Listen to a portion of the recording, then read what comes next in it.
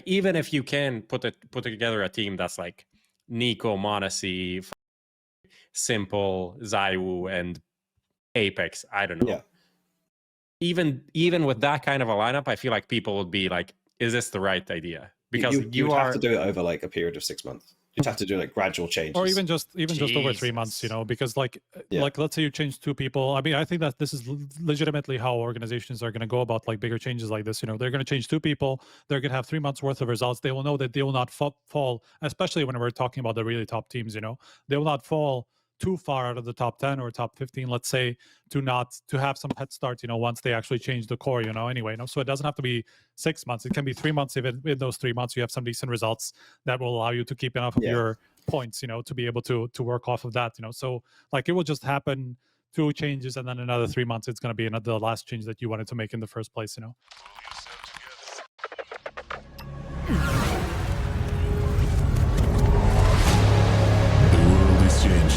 Quickly. Clear. Shoot it.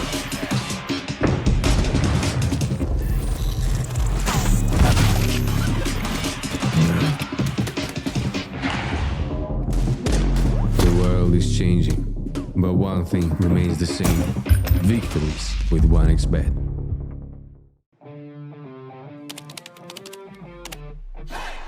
Sell in-game items at the best prices in just a couple of clicks.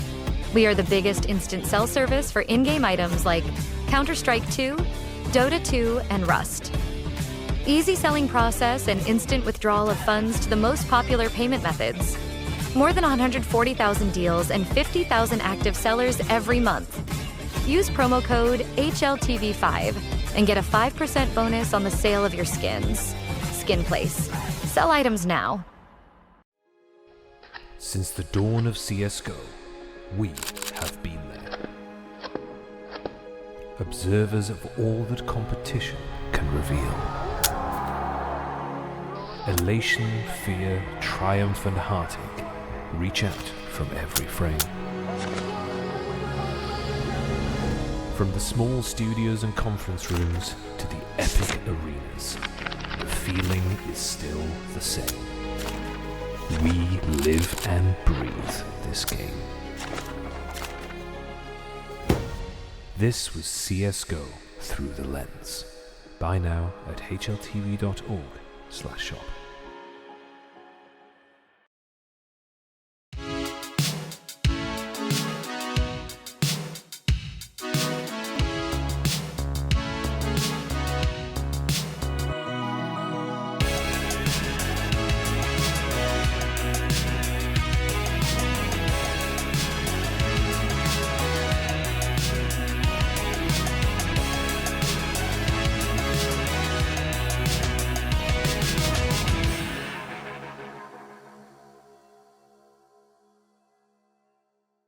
Ladies and gentlemen, boys and girls, Counter-Strike fans across the globe, welcome to another episode of HLTV Confirmed, brought to you in conjunction by our beautiful sponsor, Skin Place. If you want to check them out, you want to sell some skins, head over to Skin Place. And of course, 1xBet.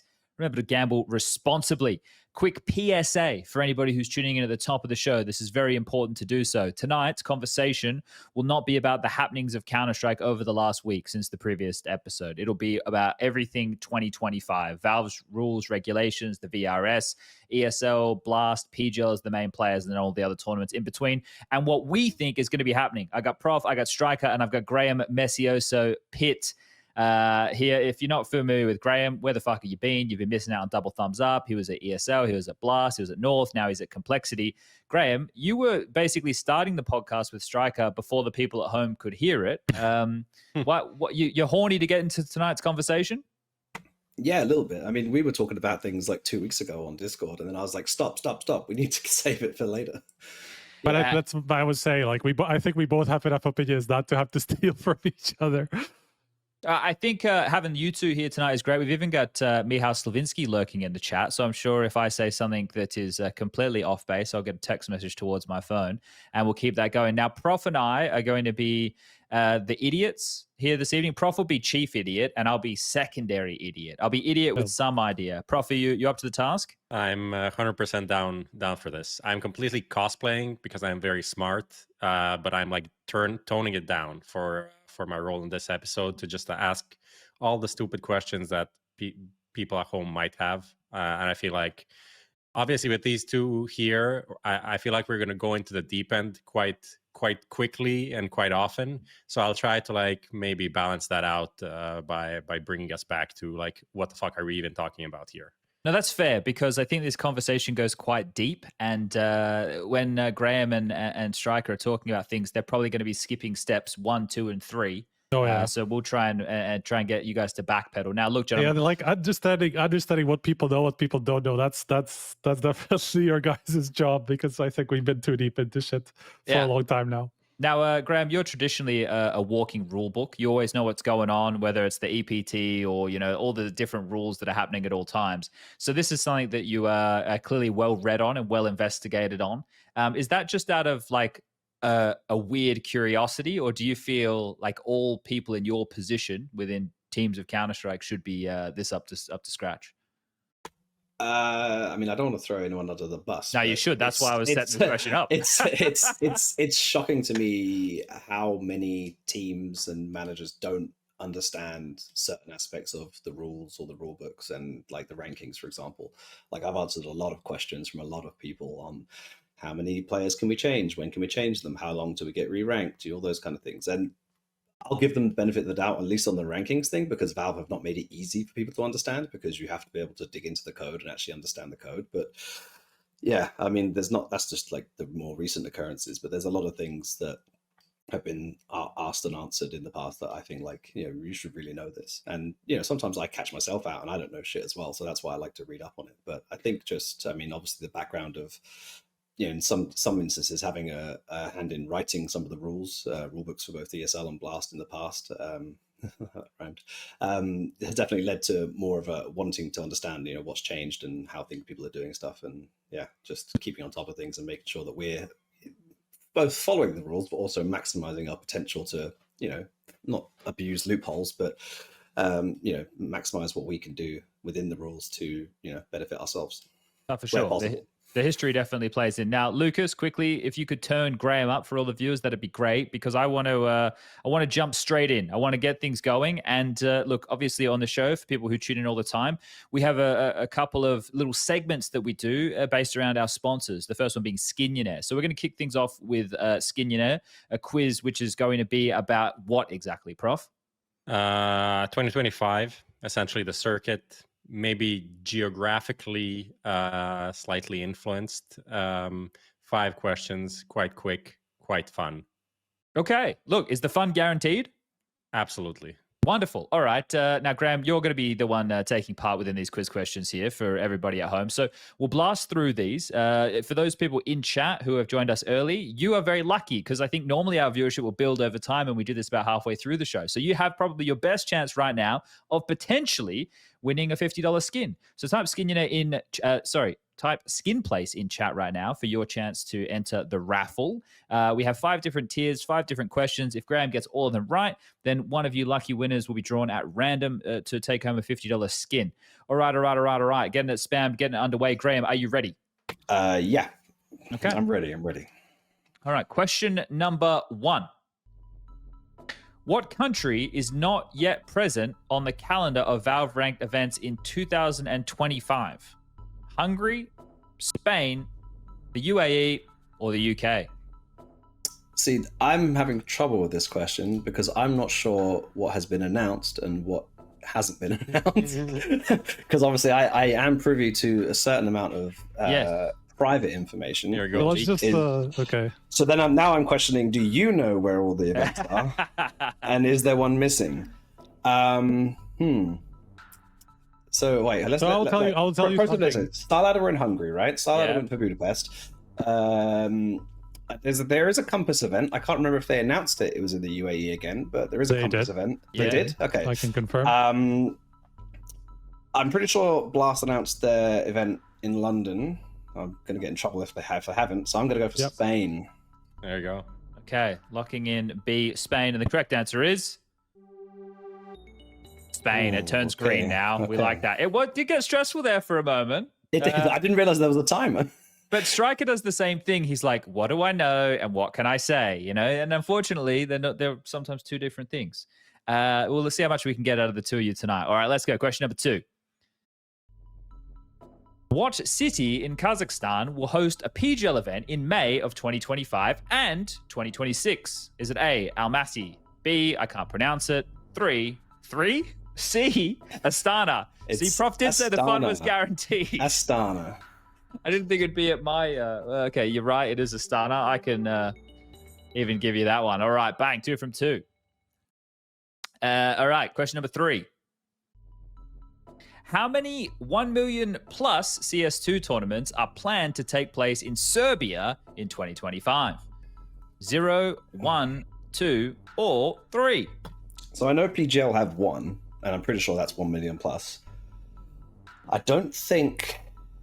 I guess it's Fisher, but BetBoom have announced anything yet, and they typically aren't 1 million. So I'm thinking it's 1, but I don't know. I'll tell you, Fisher did announce something. They announced something? They have announced their 25 schedule, yeah. Have they announced the locations? Yeah. They have announced locations. Oh, that makes it tough because they would be in Belgrade, but I don't see why they would do 1 million plus suddenly after 500k. Did they really announce it? Yep. Yeah. Oh, Jesus. It's I don't in wanna lose July. people. 5 seconds. I don't want seconds. to... Oh, God. Okay, I'm just going to go for 2. 1. I'm Go gonna with trust 2, myself. Grab. Change it to 2. There's Okay. 3 anyway, it doesn't matter. What's the third one? I'm sorry. Both Fisher ones. I mean, Fisher have July and September, and both of them are like 125 and 1.5, or 1 and 1.5. But why? or something like that. Why be more than 1 million? It doesn't benefit anyone. Yeah, it benefits them. I mean, and people still care about getting as much money as possible, right? Sure. Yeah. That is kind of crazy. It is 1 and 125, I think, is those 2 events, right? Yeah, the PGL one's 1,250,000. Yeah. But over No, 1 but I million, mean, it doesn't yeah, make a yeah. difference. Yep. Anyway, we'll get to that, Graham. We'll get to that. All right. It's a good little warm up. These questions. It is. This is. Yeah. All right, question number 4. A yet to be announced non-IEM event by ESL will take place in April, August, or November. Lock it in April because I know. I thought that was going to be like a bait question, like for messioso to tell the location. Which location? Yeah. Okay, a yet to be announced non-IEM event by ESL will take place in non-IEM April, event. August, So it's the November. Yeah. Okay, so I know which one it is. Yeah. Thank you for rereading the question. I don't know. Maybe I just we can fucked say it up. it's Esports World Cup. I mean, it's obviously. Whoa!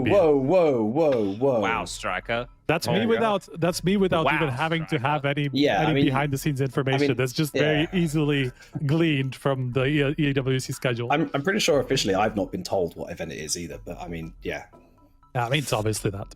It's the Olympics. Okay, yeah. Locking in B, August. The correct answer is August. All right. This is a question and a half. I saved it late. All right. Question number 5, 5th and final question of Skinionaire, brought to you by Skin Place.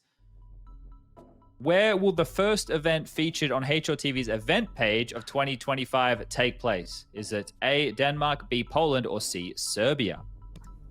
I'm pretty sure the first event is the Blast Open of next year because that's the week before Katowice, as far as I know. Unless there's another event that I've missed, which I don't think there is. You're correct. It's a diabolical question to be correct, but it's the bounty. Yeah, I know it's the bounty, but the first half is played online and the second half is played offline. Yes. But because we're a North American team, we'd have to be offline. Do you want to? I can give you a hint. So it must be Denmark. It's not the Blast Bounty. It's not What? the Blast Bounty.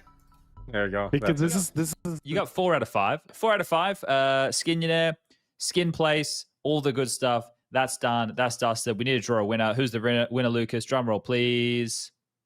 And the winner is this new TeamSpeak, Lucas. I don't know things are slower. Your messaging's slower. You're making me feel there right 1K. now. Bionic 1K. All right, Bionic 1K. Not Chris J. All right, Bionic 1K. Congratulations to you. Our people will reach out to your people, and we will get you the $15 skin. So congratulations to you.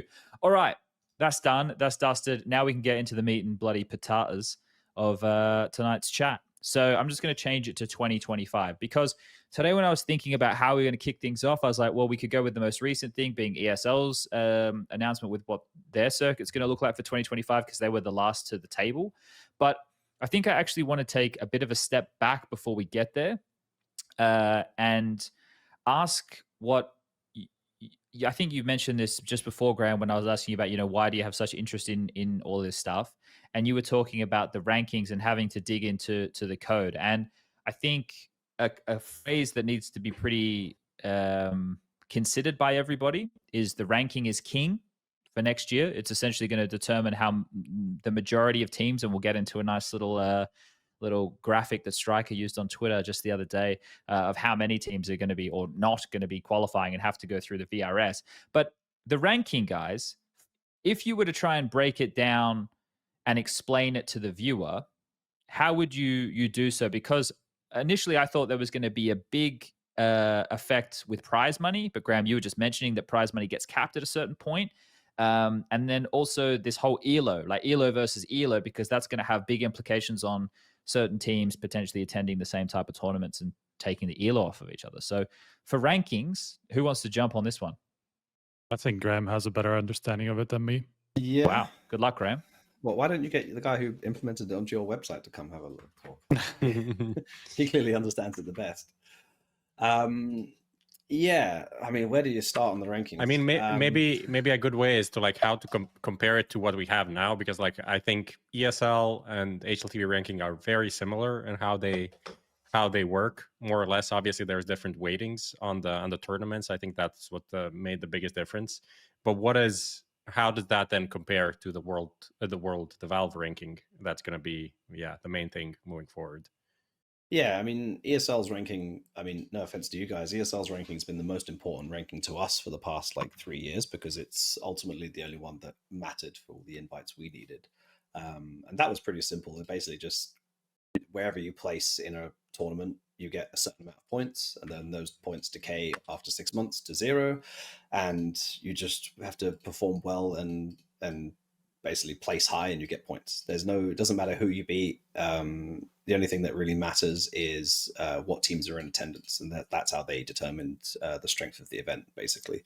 And they determined it both via the quality of the teams that were attending and also the regions that they were attending from. So the more global the event was, the more points it had.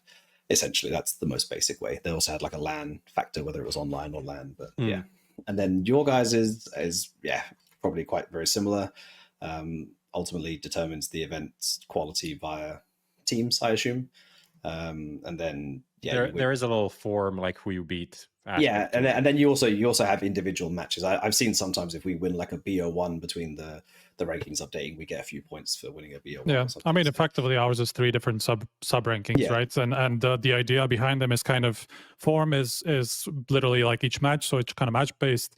The achievement part is kind of the long term effect, and then the recent lands part is the short term effect of your results. So kind of it incorporates kind of all 3 of how would you call it?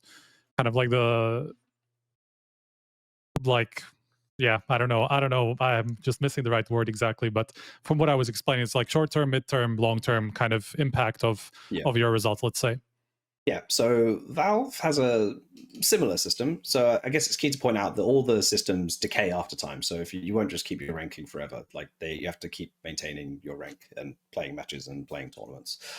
The Valve ranking is probably the more complex of them in the fact that it has essentially 5 key aspects to it. The first one is your bounty offered, and that is your prize money, basically. It's just straight up the prize money. How much prize money you've won, right?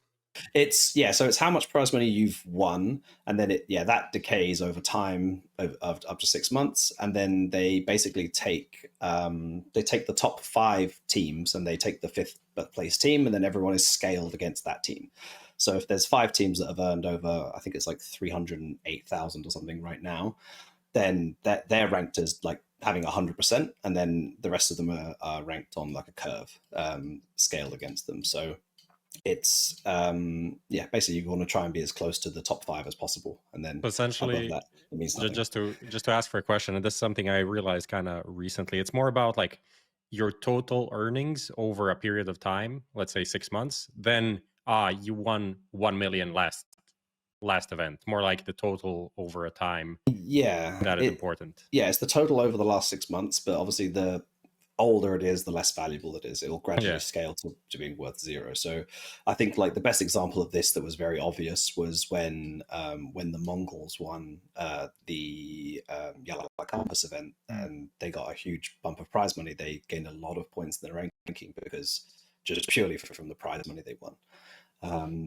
I guess it's important to say that like technically in the Valve ranking, your final placement in an event means nothing. Technically, it does not contribute to the ranking at all. So finishing first in an event means nothing. The only thing that matters is the prize money and who you beat to it. I guess on the well no, again, like I'm just saying, like the final placement doesn't matter, which is like the exact opposite of ESL. Technically, it's only about the prize money won, which is where like the Blast bounty, for example, if you're the lowest placed team and you choose to play like the highest seeded team and you take their 50% of their bounty, you can get prize money, but you don't finish farther in the rankings.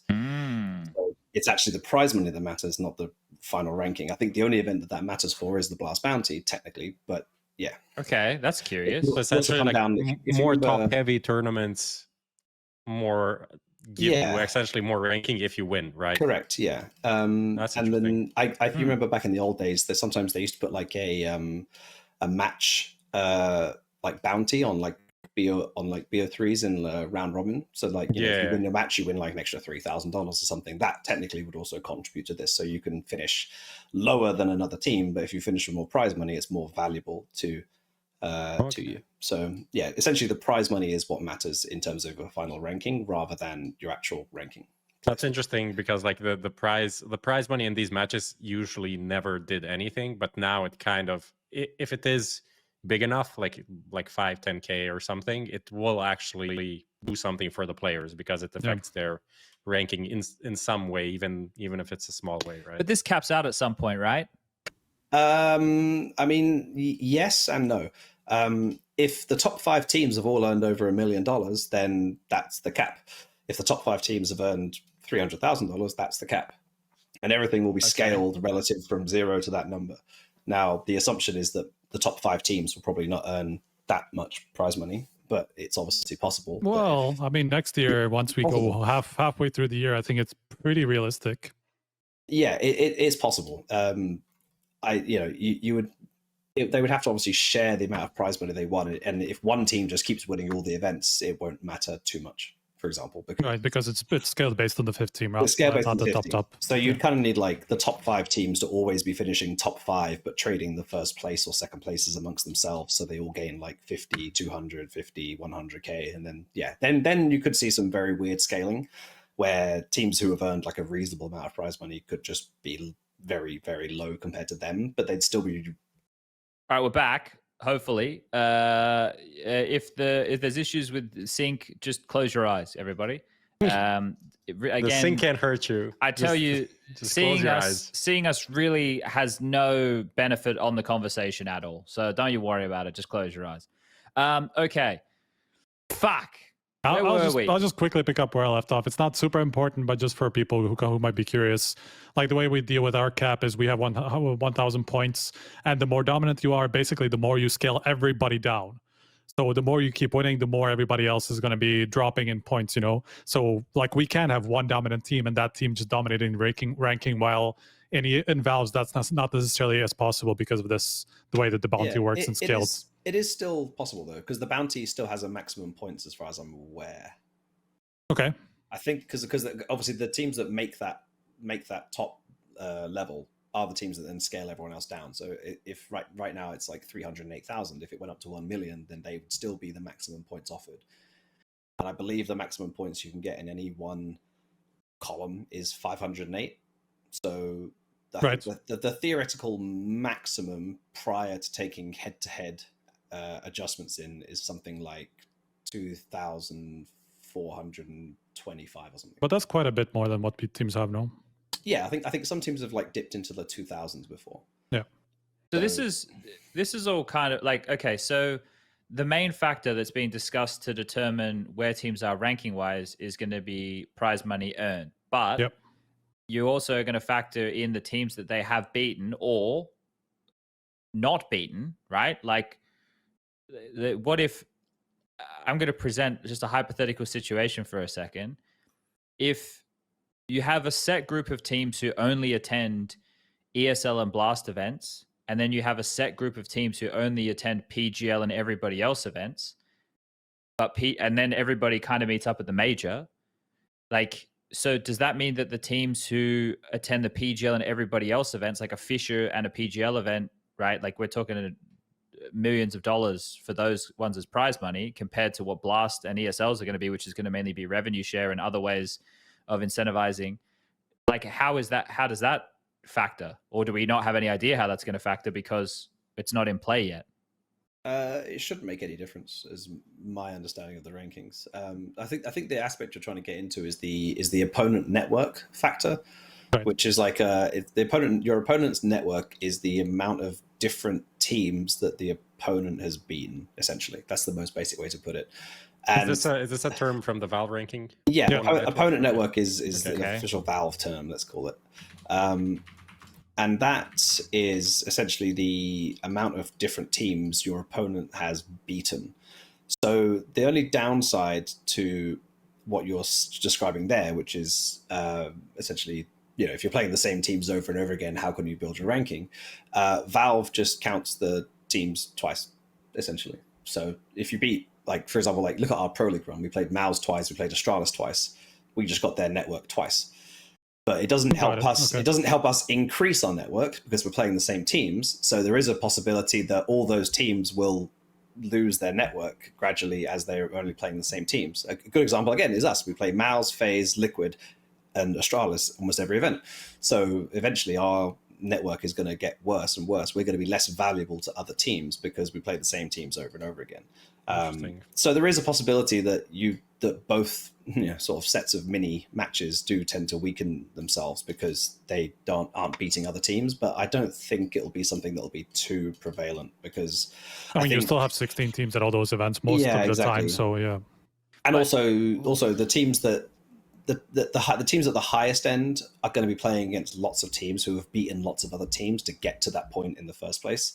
And because it takes your 10 most valuable, so yeah, it's a good thing to notice here is that for the bounty collected, the opponent network, and I think just those two, and the LAN wins, it only takes your 10 best results. So there is like a cap, so you can't just keep playing more and more and more. There is like a physical limit. Like it takes your 10 best, and that's the limit. So over 6 months. Over 6 months. So about scaling like over time. Sure. Yeah, and while scaling over time. So more recent will still be more valuable than older, better wins because they will have a higher, they'll be more relevant to the time.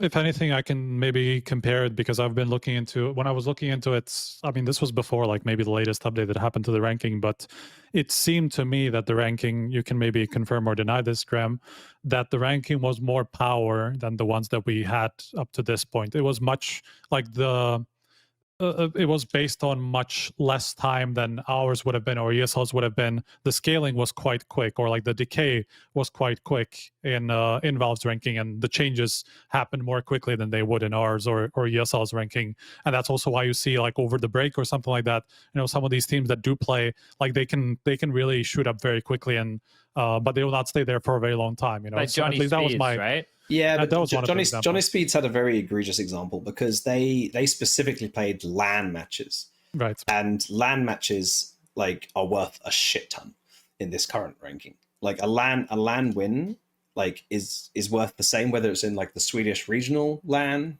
which is what they played, or if it's at an IEM Cologne final. Like they're worth exactly the same. Like LAN wins. I guess next year that's not really next year that's not a problem anyway because these are not going to be. Yeah, next year with the ranked and unranked aspect, it should most likely be fine. Okay. But yeah, Johnny Speeds had a very weird example because they played a lot of games and they won a lot of matches as well. But the reason they shot up so highly was because they essentially played LAN matches where all the teams around them don't. Yeah. So they just jumped above all of them instantly. But generally, the point being that it's based on less time in general. general, or like Sure. the changes are quicker Yeah, than they would I be get the announced. feeling that's the case. Yeah. So, but that is going to make sense, right? Because, well, actually, I mean, I it don't does make a know. lot of sense. Like, I think it is a good way of going about it if you're going to do invites, because those are going to come kind of periodically anyway, and they're going to be like, it's important for invites to be kind of based on who's the best right now, right? Because you kind of want the best teams at your event, like based on their as current form as possible. Obviously, you don't want to just use the latest event, but over a certain, like a longer period of time. And considering how busy it's going to be, like let's say in that 3-month period, that's probably the biggest that's going to matter in Valve's ranking. You're going to have 4 events, 5 events, 6 events that some of these teams are going to play. And so there's going to be enough data for a tournament organizer, or like for the ranking to have enough to determine who the best teams are in that period pretty accurately, thanks to the wealth of data that they will have. I think an important question, and we were talking about this the other day, Striker, and I think it was an assumption, but is there an official, there's nothing official from Valve yet on when the cutoff is for invites before an event? Oh, well, there's nothing set from Valve, and they're not going to really make a distinction about that. The only real line in the rule book about invite dates is that it cannot happen. It has to happen at least a month following the announcement of the additional details of the events. So it can be anywhere between 11 months ahead of the event, and that's insane. And whatever, like I'm just saying it's a theoretical possibility. Like nobody's actually going to do this because they would just be ridiculed if somebody does invite 6 months ahead of time, 10 months ahead of time. Like nobody will actually do this. Their point was just to make this line so that you cannot just see a ranking and invite based on it right away. You have to, like, you cannot predict who the events are, who the teams are going to be at your event once you determine what your ranking invite date is going to be. So let's just to explain this a little bit better, because maybe I just did a kind of a shit job at it. Like you cannot just game the system by just waiting for the ranking to have the right teams for you to invite the right teams, the teams you want. Like they Valve basically just don't want you to game the system in a way where you will prefer certain teams by waiting until that team is just inside the cutoff point, things like that. Basically, they just want to make sure that there's no collusion or no preferential treatment of teams. And so that's why they want the invite date to be announced ahead of time, or at least a month ahead of time. In this case, it's going to be 2 months from next year, or from the year after that, and then 6 months from the year after that. Like theoretically, you're supposed to announce this stuff 12 months in advance, even. So like the level of gaming the system is going to be virtually impossible. The window. But because of the transitional period, it seems that they're giving some more leeway, and they just put in this line, with the month, you have to wait a month, after you announce which ranking you will use to be able to use that ranking. Let's say, like, it cannot just be like, right now we're announcing invites for Katowice, and next week we're actually going to send them out, or this is the ranking that we like right now, we're going to use the invites to Katowice. That's not possible. So Slavinsky and Chat just said for 2026, no fewer than 60 days. No, it's after 2026 it's 6 months, and then for 2026 it's 2 months, and then for 2025 it's 1 month. But it does, like, this part of the ranking actually doesn't really matter too much. I mean, of course, like, you kind of want it to be there to avoid gaming the system, but it's just really more as a precaution than anything else. It's not that important. I mean, the important part is they just want TOs to be able to not be able to game the system. Okay, so unless anybody has anything pertinent to add to like what affects the ranking, I guess the question to the room is, what do we think of the ranking?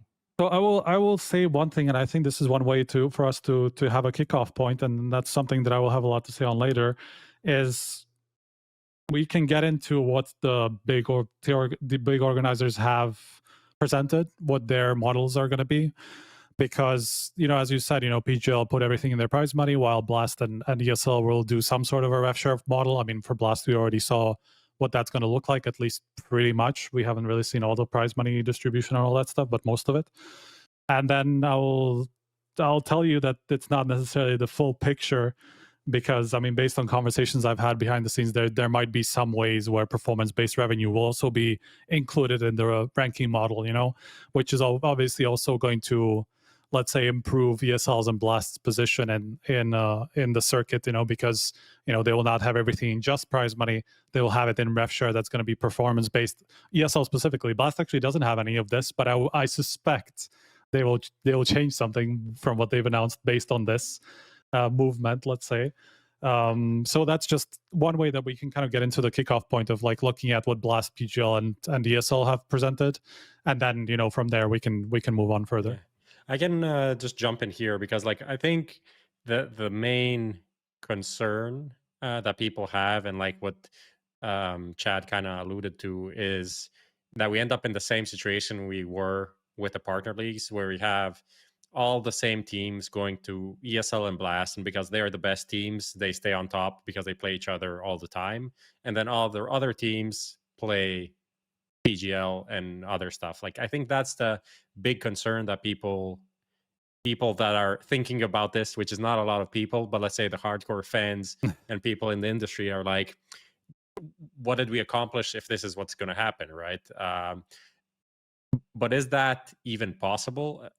On one side, especially because, as we just talked about, like Fisher, PGL, even Starladder have enough of prize pool that these teams would effectively climb the rankings and integrate the same level where the, let's say in theory, the partner teams are. Therefore, they would have to be invited to the ESL tournaments, and they would probably accept it. So is the ranking going to solve this on its own? This is a question. Yes or no answers from the experts here. I mean, Graham kind of alluded to this already. It kind of matters just how much prize money you win and how much, like, what the opponents you beat are basically and how much they want. So if there's going to be, as you say, some kind of a split between, let's say, most of the top 10 teams are just going to go to ESL and BLAST, and then maybe 2 of them were going to go to some of the PGL events, and then a lot of the top 10 to 20 are going to go to PGL events, stuff like that. They will still have shitloads of prize money to grab, and if enough of those go to the same events, they'll play against each other, and so the bounty is also going to be high for all the other teams as well. So like that. From that aspect, I mean, I do think that the ranking actually does take care of it a lot. Graham, you can confirm or deny again.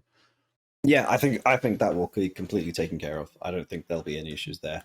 I think it's important to realize that the head-to-head adjustments, like the individual matchups, like people think of an ELO system as like, oh, if I beat a team better than me, I earn more points, and that's the only way to earn points. But in this ranking, it's like the least impactful part of the whole model. So there's like 5 different things ahead of that will matter way more. So you don't just have to go to an event and beat like Spirit Phase Na'Vi to earn points. Like you can go to any event, and as long as you're earning prize money and the teams you're playing against have earned prize money, and the teams you're playing against have played against lots of other opponents, and it's on LAN, you're going to earn just as many points from the other event as well. So there will be an equilibrium where it won't just be like, oh, if all the partner teams just continue being partner teams, then that will be where all the value is, because the other events, as long as they have decent prize money, which we know they do, there won't be an issue there in terms of like the rankings getting like lopsided, because they will earn a lot of points. They'll probably earn more points because of the prize money. Like, just to be completely realistic with you, like the PGL events are like let's just establish that the cap is 1 million for prize money. So the event cannot be worth more than 1 million. So again, this is why I alluded to earlier, like, I don't know why people are doing 1.25 million. I think it's like they wanted to match the major, so they just did. Side note, Valve, major goes to 32 teams, more prize money, please. I don't understand. So you said before that the prize money per team, like the prize money that the team earns over time is the most important thing, which accumulates. So why does it matter how much there is at a single tournament? So the single tournament is called I think it's event quality. I think they call it in Valve's event rankings. Weight, maybe. It's either event weight or event quality. And essentially, if it's $1 million, the weight is 1, and then the bounty offered, the bounty collected, and the opponent network are multiplied by that number. Okay. So let's say you run, I think like a 500k event was like 0.75, let's say. Okay, but I guess everything's multiplied by that. Okay. So this is for the algorithm, but to some degree, it isn't capped, because the prize money you can earn as a single team. Yes. Yeah. Well, if it's 10 million and you earn 5 million of that, your total earned prize money will go so high that part of the ranking will still be affected. Correct. But the head-to-head between teams and like the match results part of the ranking will be capped at that one Yes, multiplier. you are correct. Okay. Yeah. Okay. So not So completely there is a irrelevant. benefit. It's There is just a not benefit, a but- huge benefit. Yeah, there is a benefit, but Okay. Oh, I feel so smart right now. We're understanding things, Prof. This is great. Yeah. Okay. Thank you, the two of you, for explaining like we're idiots. It's great. Yeah, I think the way to summarize that part would be just kind of it's not really a concern of the teams. That's if certain groups are just going to decide to go with one or second organizers of two of them, and then the other two or a bunch of the other ones are just not going to get that selection of teams at all of their events. It's more about the tournament organizer, who's going to either benefit or not benefit based on which teams are at their event. Obviously, if you have the Navis, Phases, Vitalities, and whatever G2s, all the big number pullers, going to one event, one tournament organizer is going to be pretty happy about it, while the other one who doesn't get all these teams are just not going to have so many stream numbers and all that stuff that they can market and they can get sponsor deals off of and stuff like that. Like that tournament organizer is not going to be happy about it. But in terms of the circuit, we don't really have to be worried in that there's going to be any sort of gatekeeping from all the big teams just because they chose one organizer over another, so we don't have to be worried about that part. It's more, again, how much, let's say, PGL ends up in a situation where a lot of the big teams are not going to go to their events.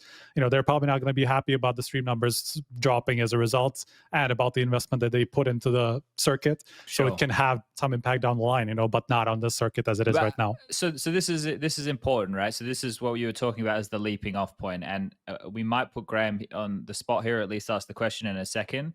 But just generally to the viewer, there are different, let's just call them business models being presented by different TOs. So we have three major players. We have ESL, we have BLAST, and we have a new but old name entering the pool for 2025 and onwards, which is PGL. Sure, we've got Yala, we've got Star Ladder, we've got Fisher, we've got a bunch of other ones, but they don't really come into the conversation in the same way, right? So we're talking ESL and BLAST, and they're not tied together, but they are both attempting to solve the problem or win at business.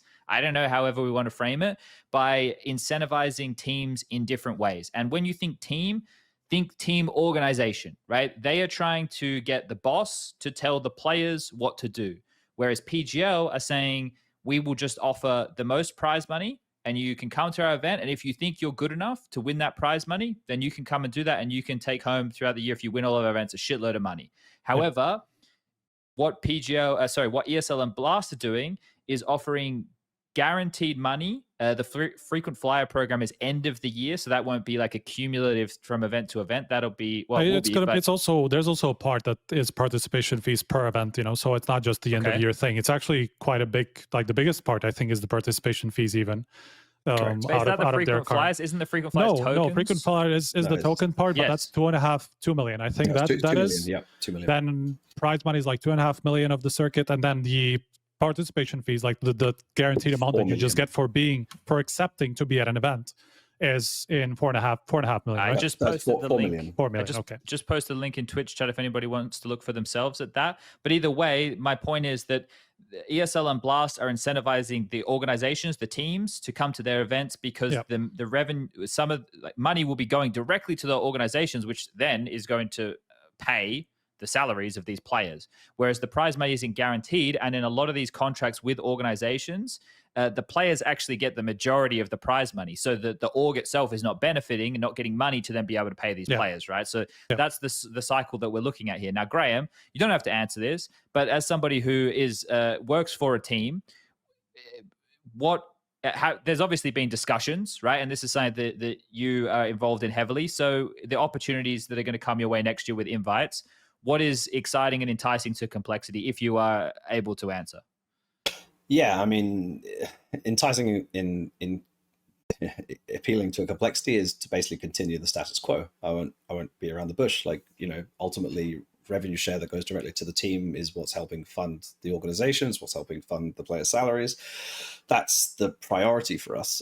But we also have to be cognizant of, like, are we going to attend a bad event in a sense? Like, if the travel is excessive, or you know, it doesn't make sense to play an event there because we want to prepare for another event that is we consider more valuable in 2 weeks' time. Do we want to be boot camping during that event? Things like that. Then, you know, if we look at, like, say, the BLAST event right now, like, the only thing that's really stopping us doing that would be the frequent flyer program, right? Where you earn these tokens. Well, you only get 1 token for playing 4 events, which is what most teams will play, because to get to 5 and 6 events, you have to be in the top 8 ranked teams, basically. Sure. Although there might be some changes to that are currently on public, but there might essentially have to be in the top 8 teams in the world. So only 8 teams. Maybe you'll get like a bit of, you know, bit of changeover between the 2 events, like they're like 6 months apart. So let's say it's 10 teams. Only 10 teams will get between 5 and 6 tokens. And I've worked out how many tokens there can be across a year and how much value there'll be in those tokens based on the 2 million. And it's not much.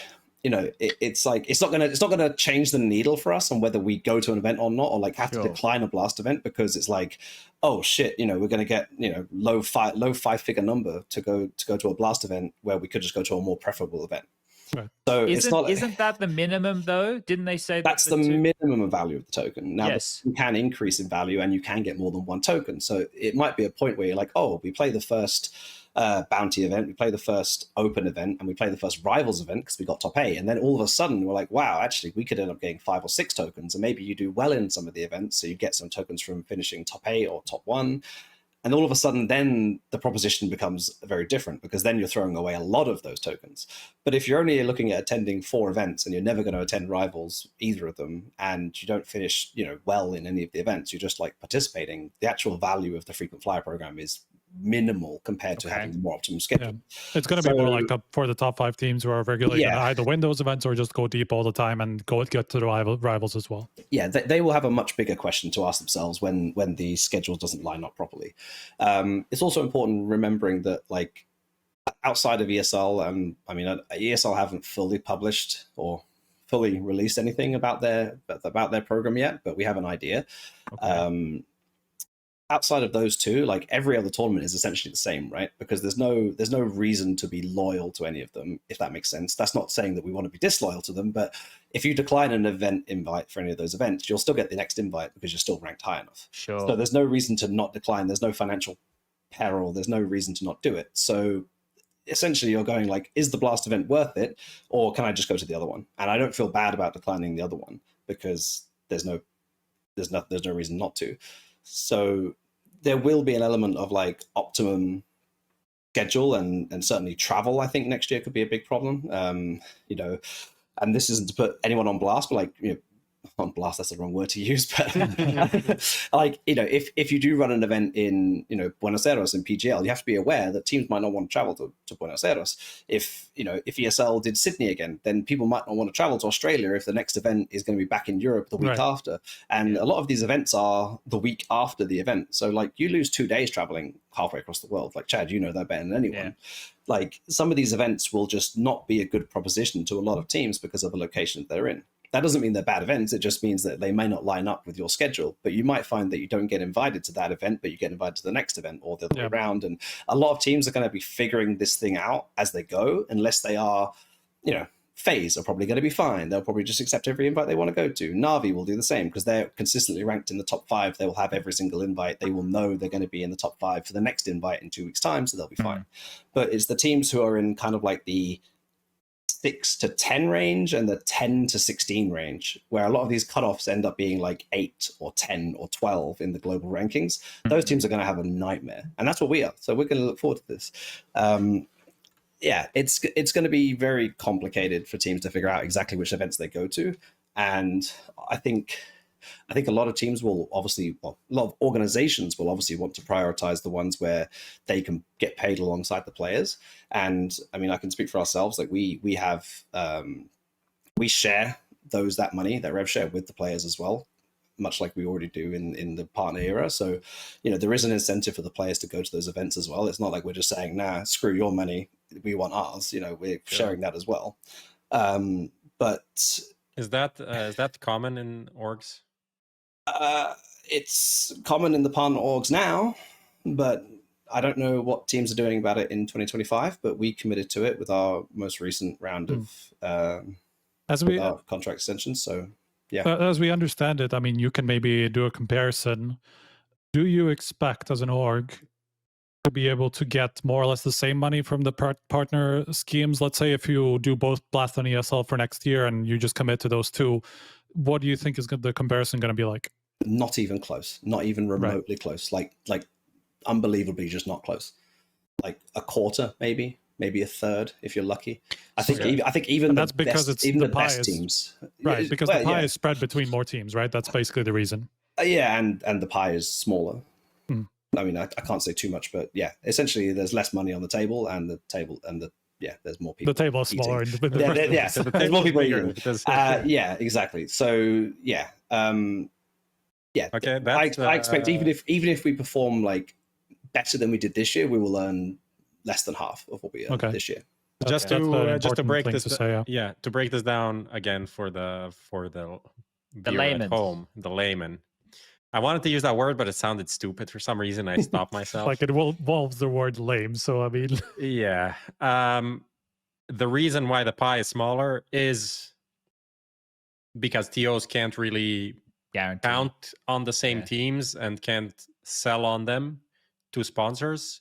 Is that the reason? No, I mean the reason is because they have to guarantee this. Like they have to have, based on the new rules, they have to have objective ways to spread that money across every team that is participating in the event. So more teams are going to be in that. Yes.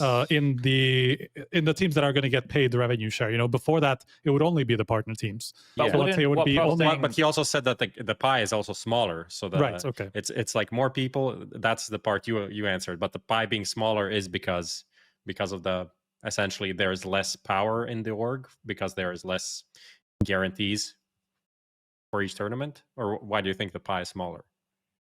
I mean, I cannot. Well, I mean, why do I think it's smaller? I think that's pretty simple. I think they've been investing quite heavily in the past few years, and they see an opportunity to lower that, and they have. I think it makes sense. I mean, like you know, we all talk about how everyone's losing money. I mean, that's probably realistic for both Blast and ESL as well. So, I mean, they probably just reduced it because it makes more sense to.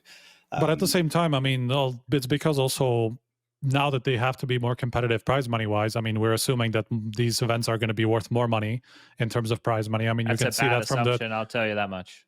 Why? Because I'm telling you, you'll be surprised when you see what gets announced. No, but I mean, are you talking about ESL or I'm talking about everything. I mean, Blast is what we say, 2.5 million across 6 events. That's at least 400,000 on average, right? I mean, it's going to be whatever. It's going to be differing based on the type of event. But ESL did 11 million in just prize money alone. No, it's not just prize money. No, that's including hospitality rev share. So we have no idea. But I do know. But like. From conversations I've had, I mean, some of the IEMs are not going to be 250K. Let's just say that. Like, it's not. It's not going to be enough because, like, look at PGL in comparison. You know, like you're going to put a 250K IEM over a 500K bounty or whatever. That bounty, actually, we know it is 500K per event or something like that, somewhere in that range. You know, so are you like nobody's going to go to an IEM that has 250K in prize money when you have 10 events in the 6 months that are going to have 1 million plus? You know, it's like that's just not realistic. So I'm just saying that they probably also put a bunch of that money into the prize money because they need to be competitive that way. Yeah, I would expect so, especially because the 3 events you're referencing, like the sort of the smaller IEMs, are also the ones that are always in North America, South America, China, and Australia, basically. So to entice teams to travel that far, they're going to have to put up money. Right. I think that's a pretty good assumption to make. Obviously, Cologne and Katowice will stand by themselves. They'll be fine. I don't think anyone's wondering that they're going to be in trouble. But they're already at the $1 million mark. So, yeah, there are no issues there. And they're in Europe, and everyone wants to go to them. But, yeah, the what I call the sort of the satellite IEMs will definitely, I would expect, at least, to have some changes in regards to the prize money on offer, because otherwise they will be, you know, yeah. Would you go to Buenos Aires for 1.25 or would you go to Rio for 250K? You know, just the decision makes itself. Pretty obvious. Pretty obvious. Yeah, the decision. Yeah, I would expect things to change. So yeah, I would expect those to change. But the honest answer is I actually don't know anything about ESL. I couldn't even tell you what isn't public because I just don't know. Okay, let's actually just use that to talk about what is public, I guess, right? This is probably a good opportunity now. So ESL were last to the party to announce their plans, and their plans aren't even completely announced yet.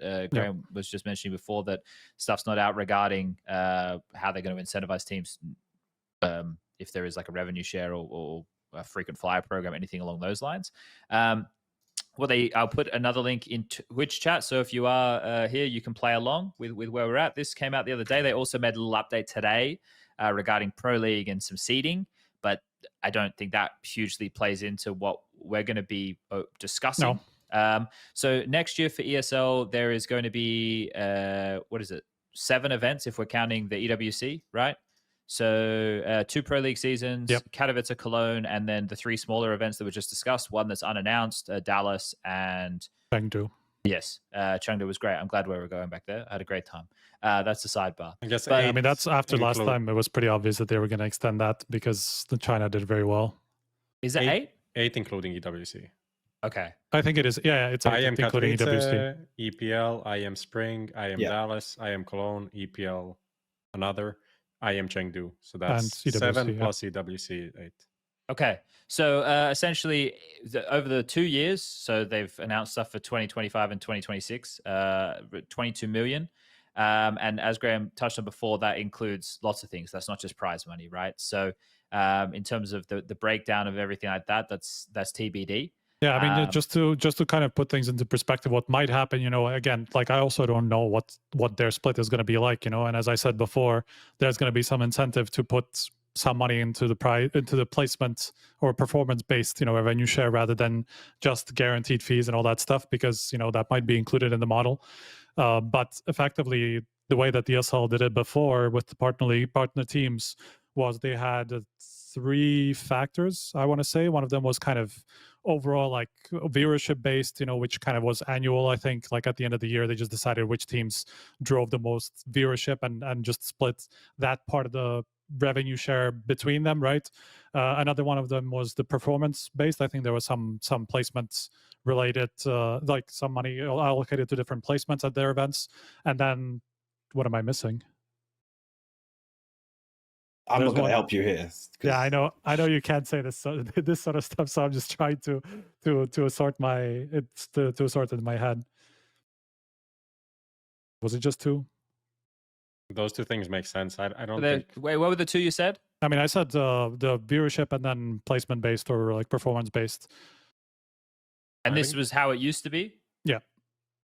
Wouldn't it be something based off of like the actual... Oh, this is just for the partner teams? Yeah, I mean, with the way that it was up until now, I'm saying. I don't know what else would be in there. I'm trying to think. There's probably something like how good is the team? I don't know if I can, maybe based on where they are in the world or whatnot, or the ESL rankings. There's probably something that plays in there, but I don't know. I mean, we can kind of assume is even from Blast's from what Blast did, right? Like they did some guaranteed fees based on the ranking you have at the time of invitation, which is the main incentive for you to accept the invite. I mean, obviously, the better you are, the more Blast wants you to be at the event, which makes perfect sense. I mean, that's a very legit way to try to incentivize teams based on their merit, how good they are, right? And then they will have the kind of like the tokens, whatever, and then they have the prize money on the side, which is also pretty significant. So that's the way that they will do it, and you can assume that ESL in some way is going to do something similar, and then maybe plus the viewership part of it or performance part of it on top. Yeah, the problem at the moment is because we don't have how ESL are looking to incentivize these things with the split, it does make it a little bit more difficult for us to measure them against the others, but we just know that it isn't all going to be prize money based, right? So we have to wait and see with that and maybe update some of our thoughts on that. I think something that's key, just as a little bit of a disclaimer, and maybe I should have started with this type of sentiment at the top of the show, but think about all of these things with potential to change. There is leeway being given from Valve with some of these existing TOs with how things are being done, and we can actually cover over some of those examples, I would assume, because as we go through what ESL have presented, because one of the qualms here that people have been trying to figure out is, we read the rule book or the regulations that Valve have presented, and it's like, well, this doesn't comply, and how does that work, and do we understand this correctly? So let's just run through a couple of these tournament formats and see if there's anything here that leaps off the page to kind of back that up. So the Katowices essentially aiming to be the best of the best. And returning to the conversation we had at the top of the show regarding the VRS, all of the teams are going to be global VRS, right? Just so if people want to take a look at one of those links I whacked in before, there are Valve rankings based regionally, but the global VRS is what you'd want to be using if I was a TO, because you're going to guarantee you get the best team. So I mean, that's the one that even across the board we can say is going to be vast. Like the vast majority of invites are going to be based on that. Even if you look at, I mean, PGL have all of them apart from the South American ones, where 2 of those spots are going to South American teams, but their European ones are all global. BLAST has mostly global, has like even 30 out of the 32 teams in Bounty are going to be global. Most of the teams in Open are going to be global, 12 teams in the global. All of the top 8 teams at the Rivals are going to be global VRS. The global, I just saw, I saw a reaction. Maybe I misread something, or maybe it's going to change. Yeah, I think there's some changes coming. Okay. But I heard about some changes a long time ago, and they still haven't been made public. So I think there's more changes coming. All right, fair enough. Because you remember, Blast were the only one who announced before Valve wrote their rules out, right? Yeah. Yes. So they're reacting potentially to what Valve dropping a bomb on them, I think. Which I mean, I kind have of sucks. Been some changes behind the scenes, that kind of So there are like different opinions on how things should be run and all that stuff, and things changing, midway through the year based on from what the rulebook was and how it was interpreted and all that stuff. I mean, it's been a big mess.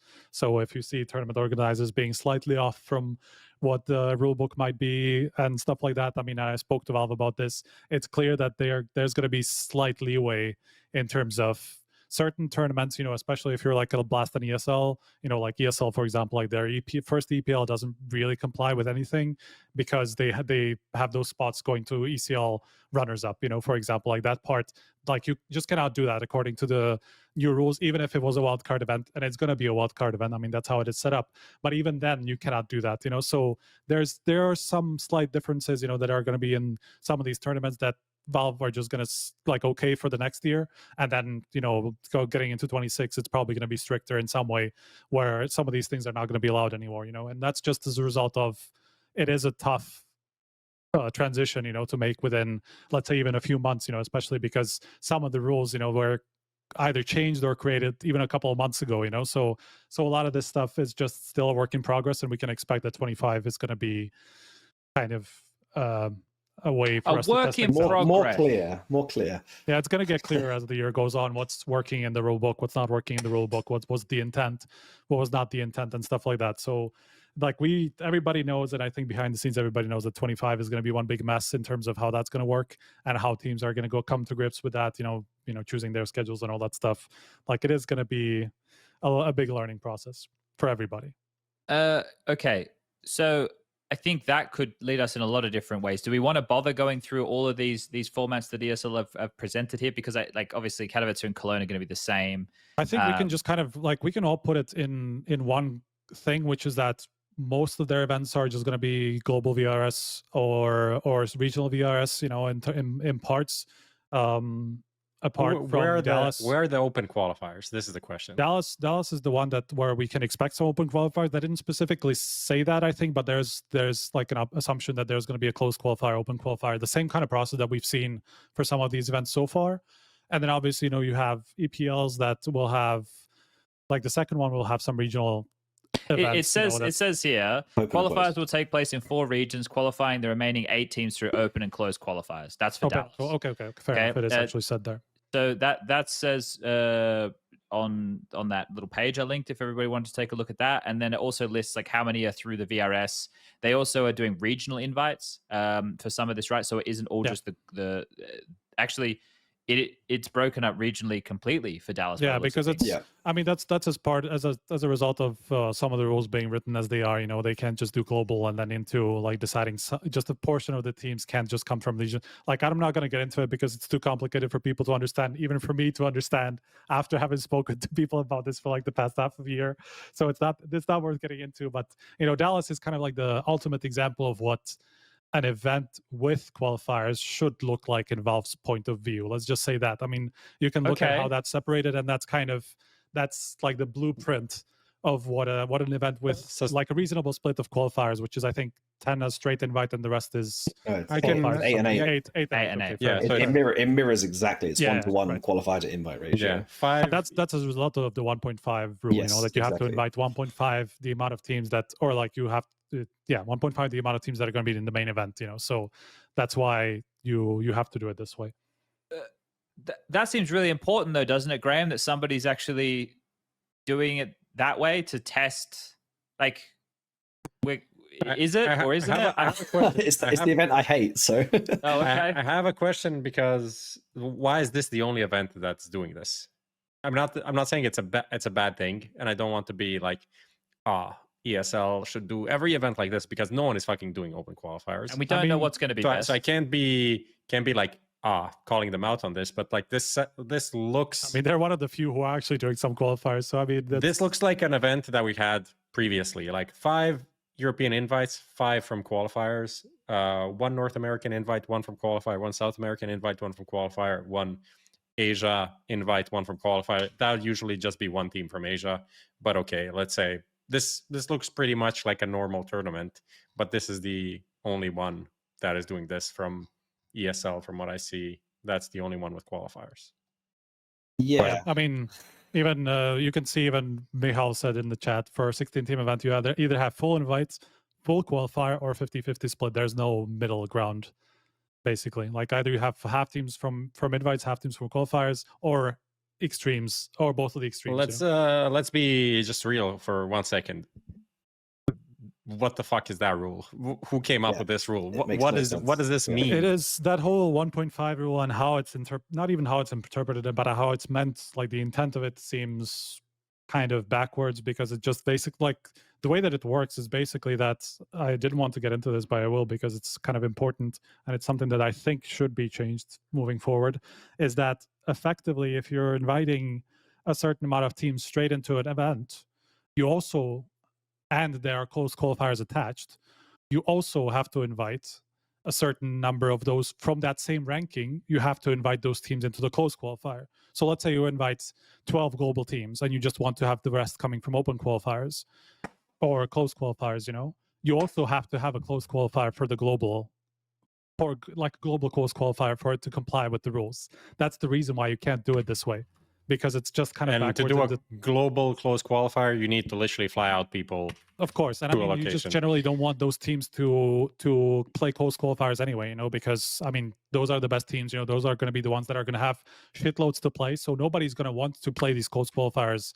They will want to be straight in the main event. So that's also a big reason why some of these qualifiers don't exist. Because you're just not going to incentivize those teams that are just outside of the, like, let's say for Dallas, it's like top 5 for Europe is getting invited straight. Yeah. And like, imagine you're number 10 in Europe, whatever. Like, you're going to be a team that's going to have shitloads of opportunities. Like, you're going to have plenty to go to without having to play this close qualifier. Like, and you will not be particularly well incentivized to play this close qualifier when it just adds on top of your schedule. You don't actually have a guarantee that you're going to go to the event, that you're going to qualify for the event. So you might as well just say yes to PGL, or say yes to Fisher, or say yes to Starlighter, where you're going to be guaranteed to go, because like a bunch of the teams that are ahead of you skipped it. Then having to play this close qualifier. So this is something that people need to realize about tournament organizers, and why they're not hosting qualifiers. It's not even just about the schedule and the difficulty of putting the qualifiers anywhere in the calendar.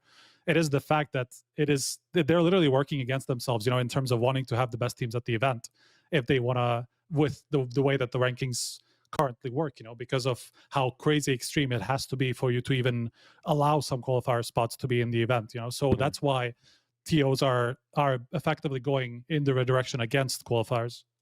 There's a comment from Michal to the thing that I said about a global qualifier, that you would need to like fly everyone out, but I guess that's not technically correct, because you can just invite them and they would need to fly to the region where the qualifier would be happening, which essentially would be like, fuck you to everyone that's not from Europe, because especially the smaller teams from Asia or whatever, if they would be there, they probably, which couldn't afford it, or no one would essentially pay to play a qualifier. I don't think many would really opt for that option. So it's very... Sorry, go ahead. Just take what you said there, and the fuck everyone who's not from Europe, and that is basically the tagline for 2025. Yeah, that's kind of... I'm serious. That essentially is it. Like, yeah, it is. Right. So- I mean, it's also something that obviously will come into play is where in the calendar those events are. I mean, and where the major is going to be and where the cutoff is going to be for that. I mean, I don't have this 100% confirmed, but it seems like the cutoff for the first major for the majors is going to be 2 months ahead. So that would be, beginning of April, beginning of October. And so anything that happens from beginning of April to the major is effectively not going to matter in terms of ranking what it means to the major, like everything is going to be decided before that. Of course, seating at the actual major and all that stuff is probably going to matter in that way, in some way, I don't know. But for the invites for the major, that could be decided as long as 2 months ahead of time.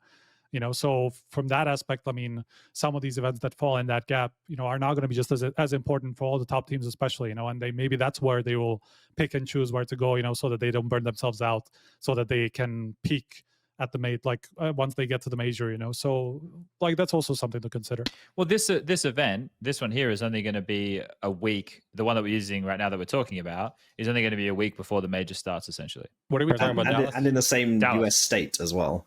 Yes. Right. Yeah. So 2 weeks, I think. No. Well, if we assume that the major's going to be starting post-1 earlier week, because right, of the it was your reporting, right? So if Yes, it does go to right. 32 teams, then we assume that they'll have to use more time to run I don't know the the schedule. Like I just assume that it's going to be put 1 week earlier, or like let's say 5 days earlier to accommodate for that extra stage. We know that's going to be before, not after, because you don't want an event ending on a Thursday, or whatever, Friday, or whatever. Like it's not going to cut into the break. Yeah. So they're going to put it at the beginning. Previously, it was like 2 weeks long, right? And it ended on Sunday the 22nd. Yeah. So it would have been like Monday the 9th would have been like the arrival day or media day. If you add an extra Swiss stage, I think you'll be arriving around the 2nd or 3rd of June. Yeah. And the Dallas event the travel day for the end of Dallas will be the 26th. Yeah, 9th is actually the first day of the actual tournament, as it was announced originally. So 7th would have been traveling day. 8th would have been media day. So like those 5 days ahead, 2nd of June. But yeah, literally. Just in conclusion, will teams even play this event? Is this complete? Well, I just gave a reason why they might. I mean, stay in to be acclimatized a week before, 2 weeks before, and it doesn't affect your attendance at the major.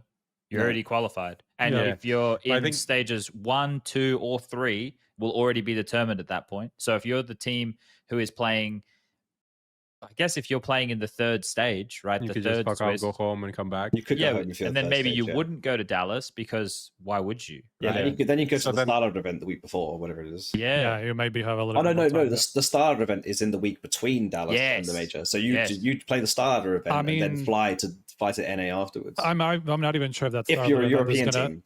I'm not even sure if that Starlighter event is going to happen because it's very suspicious the way that Starlighter announced the details of the second event, because in the announcement it kind of says like, here are our details about our CS2 tournament in 2025, kind of implying that there's only going to be one as opposed to 2, which they originally announced, and that might be a reaction to the major being extended. Striker anti-Ukraine agenda. No, but they all used to do this. Starlighter. This isn't just directed at Starlighter. This is directed because I used to scam getting my hands on the tournament calendar so I could actually plan on what my years were going to look like back. This was before COVID. So I used to have a couple of spies that I'd go to send me this fucking thing because the TOs would never dare give it to us because we are fucking such a problem.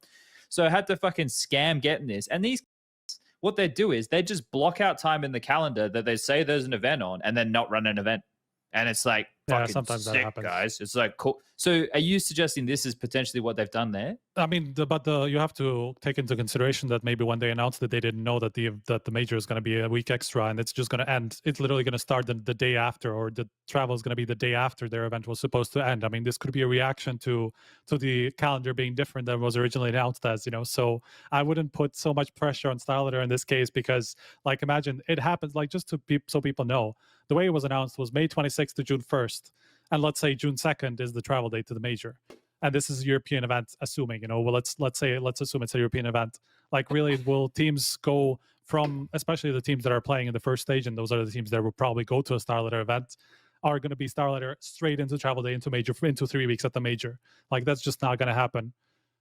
So I think, but some teams, so this is the thing, if you're a team who didn't make the major, then you could attend an event like that, if that event is on, to start earning points for the next cycle. Yeah. I mean, of course, yeah, but like you're then going to be a straight month with just competition. You know, like obviously this is going to happen to some teams anyway. But if you want to avoid it, you're probably not going to go to that event because, yeah, it's not going to matter in terms of your major. You know, so you might as well just use that time to get acclimatized in the US or whatever like that. You know, like you just want to use that time better than playing an event that's in a different continent. I think Chad's point is that TOs shouldn't just be able to remove events when they're not convenient for other teams, because while yes, there are 32 teams where it isn't convenient for, there is still other teams who it is convenient for, and there's an event announced, and then if you just go, oh no, sorry, we're not going to run that event because it's not convenient for us, it's kind of fucked up to the 16 teams that could have attended it and could have earned $1 million prize money, which they still need. Like there's still, of course, I mean, I understand that part, and you can maybe try to reschedule it. But again, like if you know they announced it and within 2 months, Valve they realized that Valve were going to extend the major by a week, and that's going to almost cut into their event. I mean, you have to have some leeway here and just like be understanding in terms of how that fucks their plans, you know, and their expectations of but it's a race to the bottom anyway, bro. Like of course, I mean, yeah, the whole point of all of this is so that there's more transparency, so that everybody can plan things better, right? But this is still essentially a race to the bottom. That in like 3 to 4 years' time, half of these names running events aren't going to get the teams they want attending. Yeah, the Valve's thought, and look, I hope that this happens, and I hope this happens for teams like on the smaller scale. If it is a 32 team major like you reported upon, and then we do have stickers for everybody, then the ecosystem can get healthier that way. Everyone knows I get high off the idea of us all suckling on the magical tea to Valve, right? But like at the end of the day, these other TOs who are running things, unless they get majors periodically to inject them with a little bit of money based off of what they can earn from running a big event, we're going to be losing a bunch of these TOs in 3 to 4 years' time again anyway, right? Like, I know I'm dooming right now. I mean, absolutely could be. I mean, that's what I was saying earlier. You know, it's like if you're not one of the teams that, or one of the TOs that the partner teams as we know them now don't side with, you know, then of course, like your investment is just going to go nowhere. Like those teams are barely going to go to your events. You're not going to get the viewership you want. You're going to have to either scale back or just not host events. You know, like it's just something that might happen, and it's something that, you know, possibly was the reason why Starlight went away in the first place, in part, you know, because they couldn't get their hands on all these teams again anymore because they couldn't match what ESL and Blast were putting on, you know, like some of these things, of course, like that's part of the war. But we were in a Cold War, Graham. Everyone put down their guns. Not anymore. We're not. I mean, I think I've been pretty vocal on the fact that a lot of what people wanted to get out of this open ecosystem is just not going to happen. Yeah.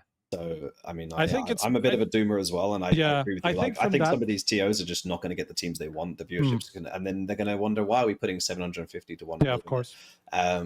And, you know, I hope that doesn't happen. Like, you know, it'd be great to have an ecosystem where there is an event to go to, and we're all going to cry about oversaturation, and I'm sure there's going to be a ton of burnout, but like, yeah, fuck it, let's try it. Let's see what happens. I mean, we've had this happen before, right? So it's nothing particularly new that we've had this many events going on. It's more... But couldn't we, like, I'm going on a tangent, and we'll jump into talking about PGL and Blast offerings in a minute if we got nothing really else to say about ESLs. But couldn't Valve, right? And I'm not saying there needs to be like a fucking loot case or stickers or whatever per every event, but just something as simple. The technology exists.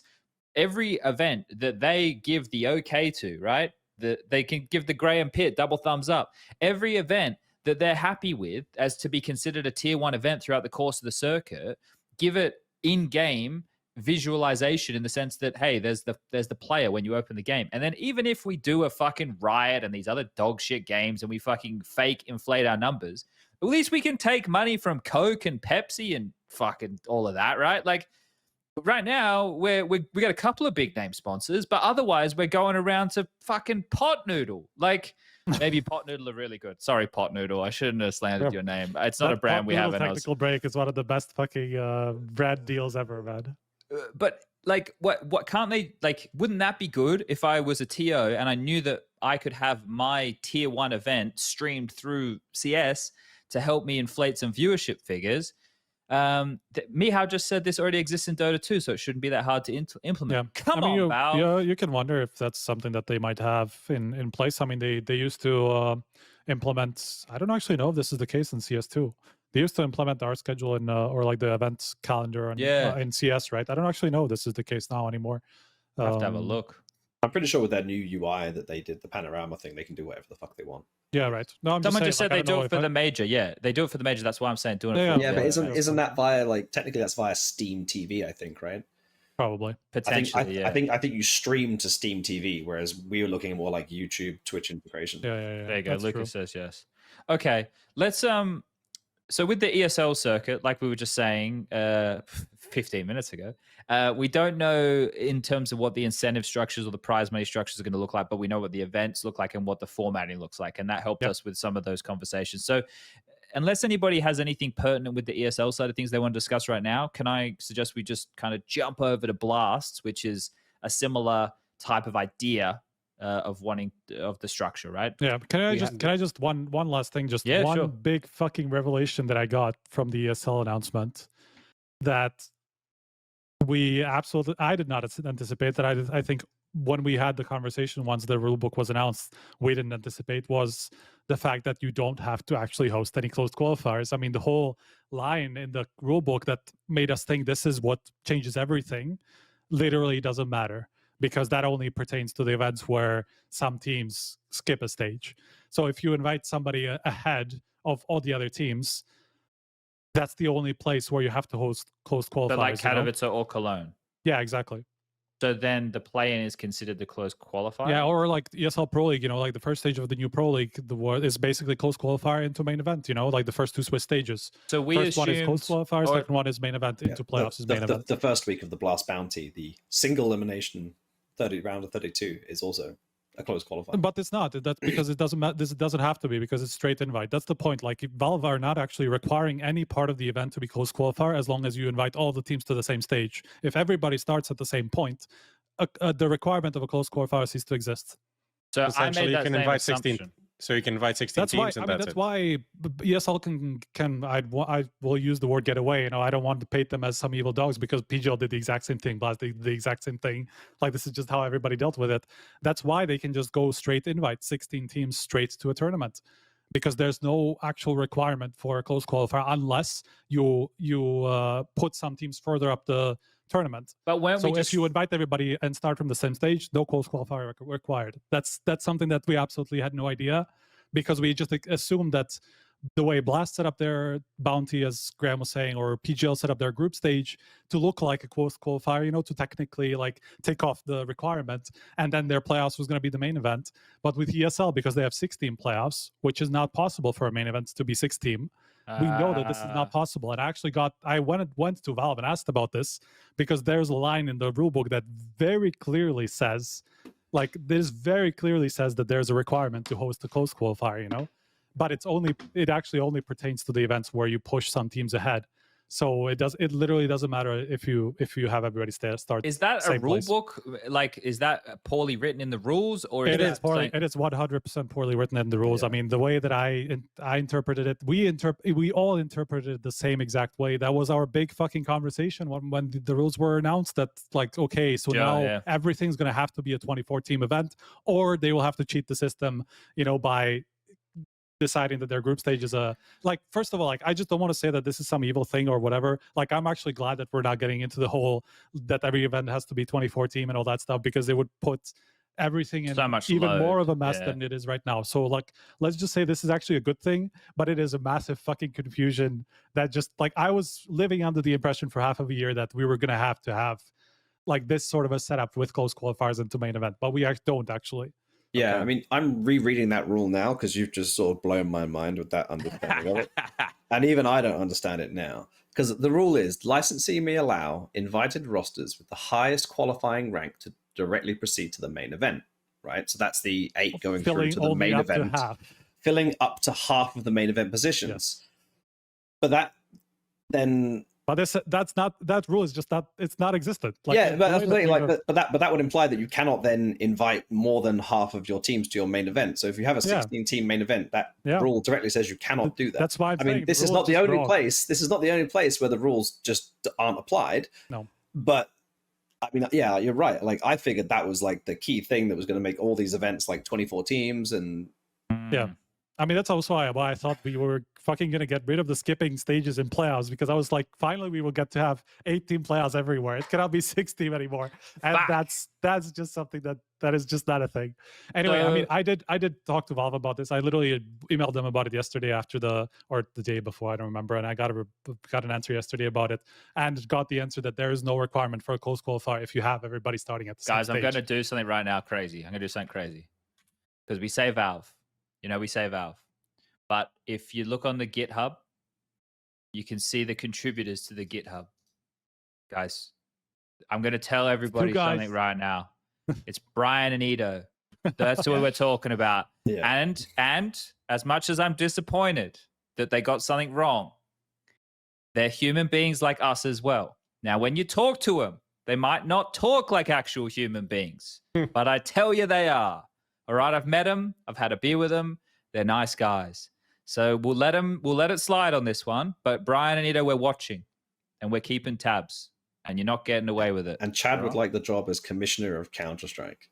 No, they want us to police ourselves. They don't want. Yeah, I mean, I think that quote came from me actually, because that was something I discussed with them in Copenhagen in face to face, and yeah, I sort of said, like, you know, my biggest concern is that these events aren't equal, essentially. And they said, well, yeah, if you don't think that an event is good enough, then just don't go to it, and then they'll suffer. If everyone agrees, the people won't go to it, and they'll suffer. I was like,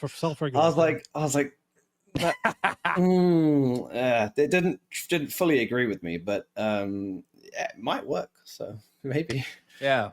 The issue is like when we're talking like about things like integrity, and you know, you can't self-police integrity, because if the TO says no, sorry, we don't see anything here, that's, you know, maybe plainly in the public eye, you know, you can't police that, can you? So it's yeah, I don't know quite how that works, but we'll see. Was that like a vague reference to what Blast did with Astralis? That was a slightly vague reference to what Blast did with Astralis. Okay, I was like, that's oddly specific. I mean, you know, like I've seen way more than that in the past, and the amount of stuff that doesn't come out is unbelievable. So you know, but that's another thing that we're gonna get out. You know, like Blast had this non-disparagement clause, you know, where you couldn't say anything bad about the tournament organizer. That's not going to happen anymore, because they can't have. There's nothing says that can't happen. No, I'm just saying, like, of course you can have it as part of your like tournament like requirements, but there's not going to be as much. You can't hold it over people's heads if they don't comply with it. But for frequent flyer, I mean, technically you could, right? Frequent flyer for sure, but they cannot deny you an invite. They cannot deny you the participation fee that has to be objective across everybody. So they just don't have the leverage for them to enforce this kind of a rule where you can't say anything bad about the tournament. I mean, they could just fine you, and then the fine comes from the participation fee, and then. Well, I mean, technically, of course, but if you find too much, and then that's just going to start coming out, and everybody's going to be like, yeah, but they're forcing teams to stay quiet this way, you know, about things that are going on wrong with the event. It's like a slippery slope. So I have a question. Partner teams. Okay, go ahead. I have a question. So, did we not see somewhere that Blast fined Astralis 25% of their prize money, or something like that, right? For the late submission of the emergency substitution. This did not come out. This did not come out. No. Did we not see something like that? No, it did not. They said they might. They said they might find them, and they might. I could have sworn. No. There was something about there was something relating directly to making the emergency substitution, and then there was the next bit, which is the ESIC investigation, where I think they might have said like they may withhold World Finals qualification. That is what they said, but I don't think they actually ever said that they did. Okay. Well, okay. So here's my question. And this applies to anything. Like, TOs fine teams all the time. And punching monitors, being late. Yeah, you guys never hear about it, right? But they do fine teams all the time for like penalty points. I racked up $1,000 once myself, which is impressive as an admin. As a manager, it's quite impressive. Yeah. Anyway, I don't want to talk about that. He was wearing shorts. No, I get away with the Crocs and shorts every time. I do it on purpose now. Anyway, they get fined from their prize money, right? The question is, should those fines be proactively applied prior to the Valve ranking being set? No. What's Probably because not. especially with the ESL event. So if let's say we Like as the if you get fined 20, $10,000, yeah, 10K, 20K. so should that be reduced from your prize money prior to the Valve ranking being applied? Absolutely not. No. Okay, but the thing is that the other teams earn that prize money. So he's saying in the fuckery situation like Astralis, if they don't get that deducted before it goes into their ranking, then why the fuck still would they earn the really money. care about doing it? Especially, let's just use a hypothetical situation where it's the event that qualifies them for the major. Let's just say I'd rather not put that power in TO's hands. Okay, But we have to police ourselves. exactly. Yes. I understand why you'd want to do it, but then again, but I'm the police. but Not do you them. want- but how? Like, okay, there's a lot that goes There's into so that because many we would problems actually with this. because we would actually have to reduce that prize money on HLTV for Valve Yes. to actually learn about that and all that stuff, and we don't want to say that they didn't earn this prize money. We can just say, okay, they earned this prize money, but they got reduced this prize money in this infraction or whatever, if it comes out publicly, right? Anyway, like that's actually beyond the point. It doesn't matter. Miha made a good point. This would be quite hard to implement. There needs to be an appeal process. This process can take up to 2 weeks. What, The like, ranking can wait. No, he in cannot. some circumstances, maybe, but not in all. I want to most of say them, this. I want to say this. Regardless of the impact on the ranking, I think that any fines that the tournament gives out should be made public because I would love that as content. I would love to be. I would want like it. that. I So want it- integrity. Look, I mean, as part of integrity, we kind of want to, but then again, like it's a lot of this is just because they smash up a headset and just the tournament Still. just wants their money back. That's To be nothing, honest. nothing to be with like. To be So- honest, for TOs, I feel like it would be beneficial if all of these things came out because I know certain players, That's some incentivized, right? players that people might maybe consider some of the best of all time have gotten insane amounts of fines that have done nothing to stop the person from doing the things that got them the fines. So maybe putting it out would be slightly beneficial. Yes, I mean, I've been telling ESL and Blast for 3+ years, maybe more, that they need to have a public record of all the fines and infractions because every time they come and fine me for something, I'm like, well, what did you fine the other team for doing that? Oh, we can't tell you. All fines are private. I'm like, That's bullshit. I'm like, how can you expect? We can't and, I mean, self-regulate like this. I mean, We can't the best example actually is the confusion that Blast had over the recent thing, right? Yeah, of course. So because the fact that they never explained say that anything. the fact that they never explained that they consider a visa issue to be the team's problem and a health issue to be the they consider a visa issue to be the team's problem, but a health issue to be like something else, like out of their control. Like, surely, I mean, I'm gonna. But also, like, doesn't it actually say like travel issues in there, like emergency? Yeah, it does, yeah. Rule book. But part, that clearly means like flight got cancelled rather than I'm a Russian trying to get into Schengen, and that's notoriously pretty hard these days. Like, I feel like they, I feel for Dexter and Heroic. Not so much after Saw destroyed us in that one game, but other than that, I felt bad for them. That guy can go away. I don't like him. Felt bad for Dexter, because I felt really bad. if Dexter was there, like who Yeah. knows? But like a lot of people would have had a lot less confusion about that had everything been like, even if it's not public record, but like a record within like the teams who are participating where they can access a list of like, team X requested emergency substitute for team for this, we declined due to this reason. And then that's it. And then that just goes in a file and people can go up and read it and they can see like, oh, this happened. This team got fined this much for that. Why am I getting fined this much? Like, and then they can appeal it.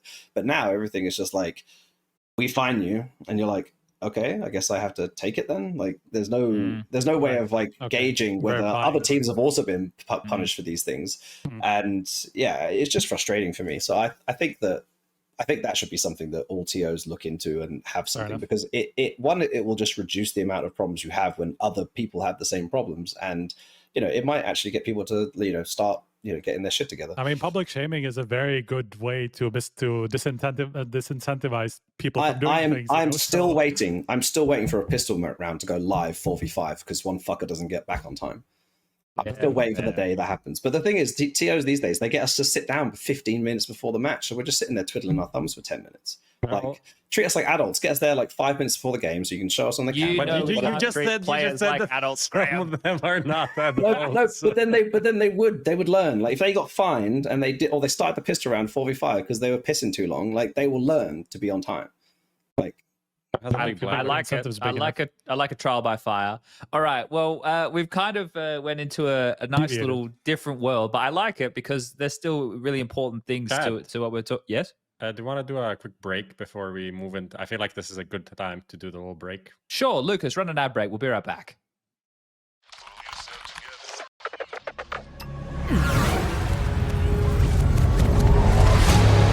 The world is changing quickly. Shoot it.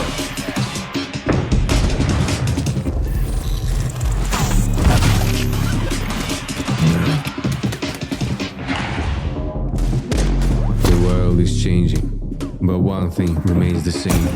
Victories with 1xBet. Skin Place launching an event with a total prize pool of $10,000 in honor of our first anniversary. Just sell skins, claim daily bonuses, complete missions, visit the shop, and participate in the main giveaway with popular skins and a powerful PC. Follow our social media to not miss. Since the dawn of CSGO, we have been there. Observers of all that competition can reveal. Elation, fear, triumph, and heartache reach out from every frame. From the small studios and conference rooms to the epic arenas, the feeling is still the same. We live and breathe this game. This was CSGO Through the Lens. Buy now at hltv.org/shop.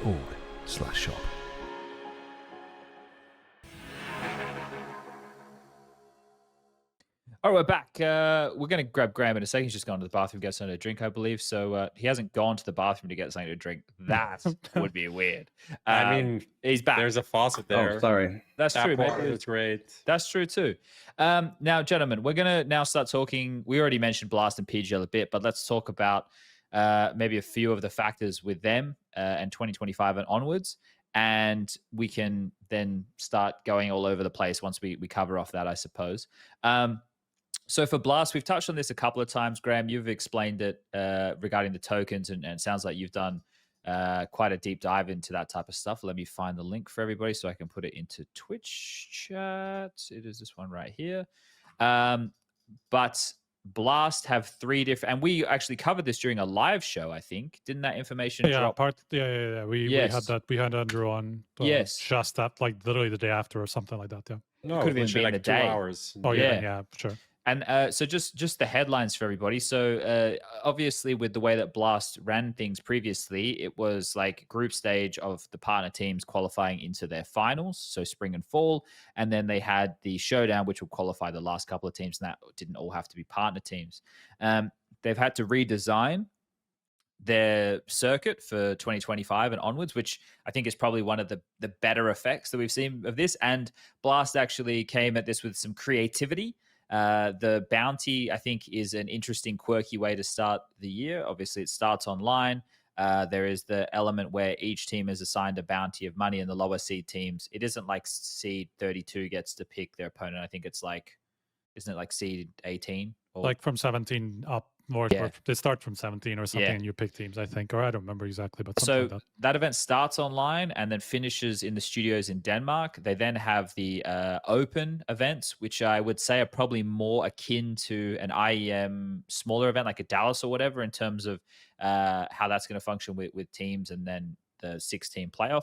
And then they're the only one that has actually some qualifying part of it, because I mean, as it stands, it doesn't really comply. But as I said, like, I don't know, maybe there's going to be some changes that will make it comply. What or some element way of it doesn't comply? I mean, that's what I said. Like, you can't just have 12 global invites and then 4 coming from qualifiers. It's just not how it works from regional qualifiers. You know, it's just, it doesn't work that way. Like, that's why. Oh, it's either all 50-50 or all the other way. Yeah, like all qualified 50-50 or all invited. You know, so it's that's why it just doesn't comply unless it's somehow wildcard, but they don't host enough events to be considered a wildcard, unless the regional events are considered tier 1. No, doubt it. Okay. Unless the major the qualifiers are considered tier 1 events, you know, to help them. Like, anyway, it just doesn't comply as it stands at the moment. But there is some qualifying element to it with the Blast Rising. Yes, you made fun of me for that, by the way, last time, and I had to check that there is such a thing as Blast Rising. It's not something old that just was existing What is before. Blast Rising? Blast That is their Open. qualifiers. Blast Rising is their qualifiers for the Blast Open. I said this last time. Chad was just making fun of me that just doesn't exist. It's a name that I just invented. But no, Blast Rising used to be. It used to be their qualifiers as well for, I don't know what exactly, Showdown. if it was Showdown. Yeah. Yeah. I mean, it must have been Showdown. Essentially the same. And they will do the same thing for South America, North America, Europe, Asia, I want to say. I think that should be the 4 slots that are going to go into Open. Okay. And then Rivals, which also doesn't comply?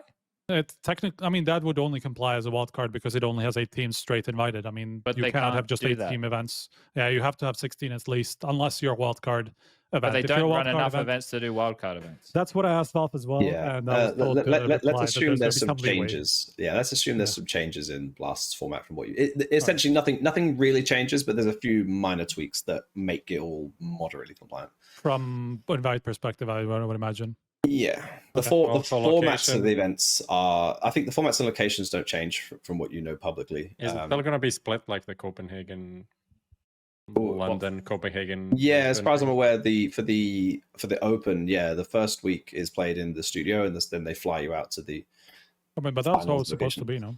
Yeah, that's what I'm saying. I don't think any of that's changed. And then the bounty is still played in Copenhagen for the second week, but obviously all the international teams will probably be there the first week because logically you'd think they would just set up all the practice rooms like a week early, have us play from the practice rooms like a boot camp, and then just kick us out if we don't qualify to the next stage when they fly the other teams in, or keep us there if we do.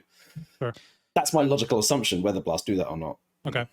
But yeah, I mean, the way that I asked Valve about this as well, and I outlined like, okay, this doesn't really comply, especially the Rivals one, and they don't host enough wildcards. And I mean, the reply I got was that they're giving some leeway, which I thought meant it was approved, but maybe it's just some changes that they didn't realize weren't public. You know that. Lee, can I ask? Talking about Just to ask something for Graham. Maybe you can just come to Serbia for the awards and just stay there for the boot camp for a week. We can sort something out. Yeah, if you're willing to pay for it all. I mean, or get Blast to pay for it all. Or get Blast to pay for it all, right? We can do like a 50-50, right? Yeah, I mean, yeah. Well, no. I mean, between us and Blast. I mean, as long as we're not paying for anything, there we go. It's not really like reducing my Schengen days is never a bad thing. So, right, Chad, what did you want to ask? How does the Rivals not comply? Because it has 8 teams. Okay, that's it. That's what I thought. I mean, 8 straight invited teams you cannot do. Like, okay, that's what I thought. There needs to be the minimum requirement in the. If it's not a wild card, I'm saying like if it is a wild card, then it complies because you can do as many teams as you want, and they can come from wherever, like not wherever you want, but they can come from the same sources that a normal event could, plus some additional ones. You know, so like if it's a wild card, it complies absolutely normally. But if Open doesn't comply, and then wildcard doesn't comply, then Rivals doesn't comply, they cannot both be wildcards. Like it's not that's not how it works. Okay, so there is a prize pool, there is the participation fees, and there is the frequent flyer program, which is the team payouts. Yep. Now they have a breakdown on a different link. I think I shared this one earlier for everybody regarding the money and where it goes. Yeah. Yes, and that is based on placement with some of them. It's not. It is all about invite. It is all about your ranking at invite. You're right. So I also thought I also got baited by the way that it was this explained, but it's by ranking of at the invite date. Okay, so the highest that you can get, and it will have to change, I imagine, looking at Graham, would be the Rivals, which first to 8th, 81,250. So I imagine that's going to have to be. So I would expect a lot of this stuff to be tweaked before the year is out. Is that a fair assumption, Graham? In terms of the rev share aspect? Well, yeah, because if the Blast Rivals want first to 8th, and it can't be an 8-team event, and then it has the participation fees of 81,000 per team, I would expect it to be an 8-team event. I think Rivals will stay as it is, and I think it will just comply as a wild card, and then fix Open so that it complies in some way. So what if the Open has a single winner going into it from each regional qualifier? What if each regional qualifier was a tier 1 event? But that's what I said earlier. Like, therefore, they've then run 4 tier 1 events That's so and stupid. then can justify a wildcard event. Because How do we feel about that? That's horrible because there's also a line in the tournament where you have to. There's not in the tournament in the rule book, and I will read it out so that it's not example one global tier 1. Where is it? Okay, so in terms of wildcard events, you have like as part of the rule book, your invites to the wildcard event have to be based on which regions you hosted your previous tier 1 events in. So there's this rule, okay, or this example. Licensee operated 2 global tier 1 events, 1 Asia tier 1 event, 1 Americas tier 1 event. Therefore, every 4 wildcard invites must include 2 global wildcards, 1 Asia wildcard, and 1 Americas wildcard. So you cannot just do whatever you want, even if you do that, and if that complies, like your wildcard event has to correspond to the regions that, like your wildcard teams have to correspond to the regions where you hosted those tier 1 events. So technically, even if that was allowed, that you can just host tier 1 regional events, which, as everybody knows, is not really a tier 1 event if it's Americas or if it's Asia or whatever. Europe is the only one where you can make a legitimate case of that, but as part of the rules, they are saying that you have to invite correspondingly. So then it will also not comply, at least rivals, because they're saying top 8 by global. And I mean, even open, they're saying top 12 by global. They're only inviting the winners of those respective qualifiers. Maybe that's how that complies, but not how rivals complies. Okay. Honestly, considering all of this is going to change, I feel like it's not all of it. But not if it's saying something's 8 going to teams. change. Something's going to change. If it's staying 8 teams like they're saying, Prof, then what's the? I don't get it. Like, what for? Like Pro League, for example. Here we go. Number 1 ESL shill. Pro League, for example, Valve giving them leeway to not just cut off literal tournaments that are happening now that are qualifications for Pro Leagues next season. Them getting leeway because of that seems reasonable. Why would you give leeway on something which is brand new and hasn't happened yet? Yeah, it's a good question. Possibly because they announced it all thinking they were compliant and then found Yeah, but it doesn't matter that they announced it. They fucking jumped the gun. Like, yeah, I mean, maybe they were told they were compliant.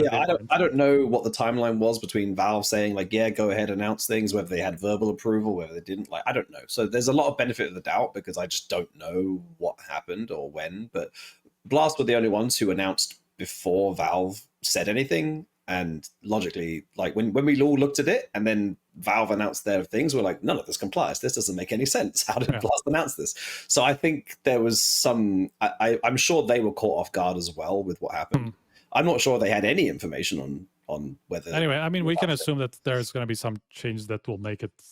Yeah, I would expect some changes, minor changes to Blast's format prior. I mean, I assume I've seen some of the changes that they intended to make, and they said that they were verbally approved by Valve, or maybe written approved by Valve at the time. But this was like 2 months ago, so I'm thinking there's been more changes since then, but I don't know what they are, so I won't say anything. But yeah, my logic would be that some of those things will change in very minor ways, whether it's like slot distribution or how they classify the events to make them fit mostly as they are, or like remain unchanged, but maybe just like a few minor tweaks here and there. Okay.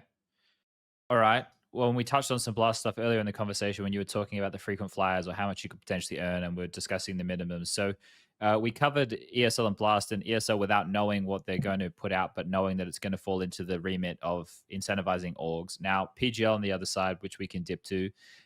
Next year, they're doing 4 events, and Perfect World is doing the 5th. But for the year after, PGL are doing 5. And those events, some of them are partnered with like orgs that already exist. Like this Buenos Aires event, for example, is partnered with, I forget the name. Fire League. That's the one. Yeah. Which is something that PGL have actually always been really good with. Obviously, they did that with Perfect World, and they've worked on events with them. CAC, for example, upcoming with the Major and the English DreamHack even in the past. Yes.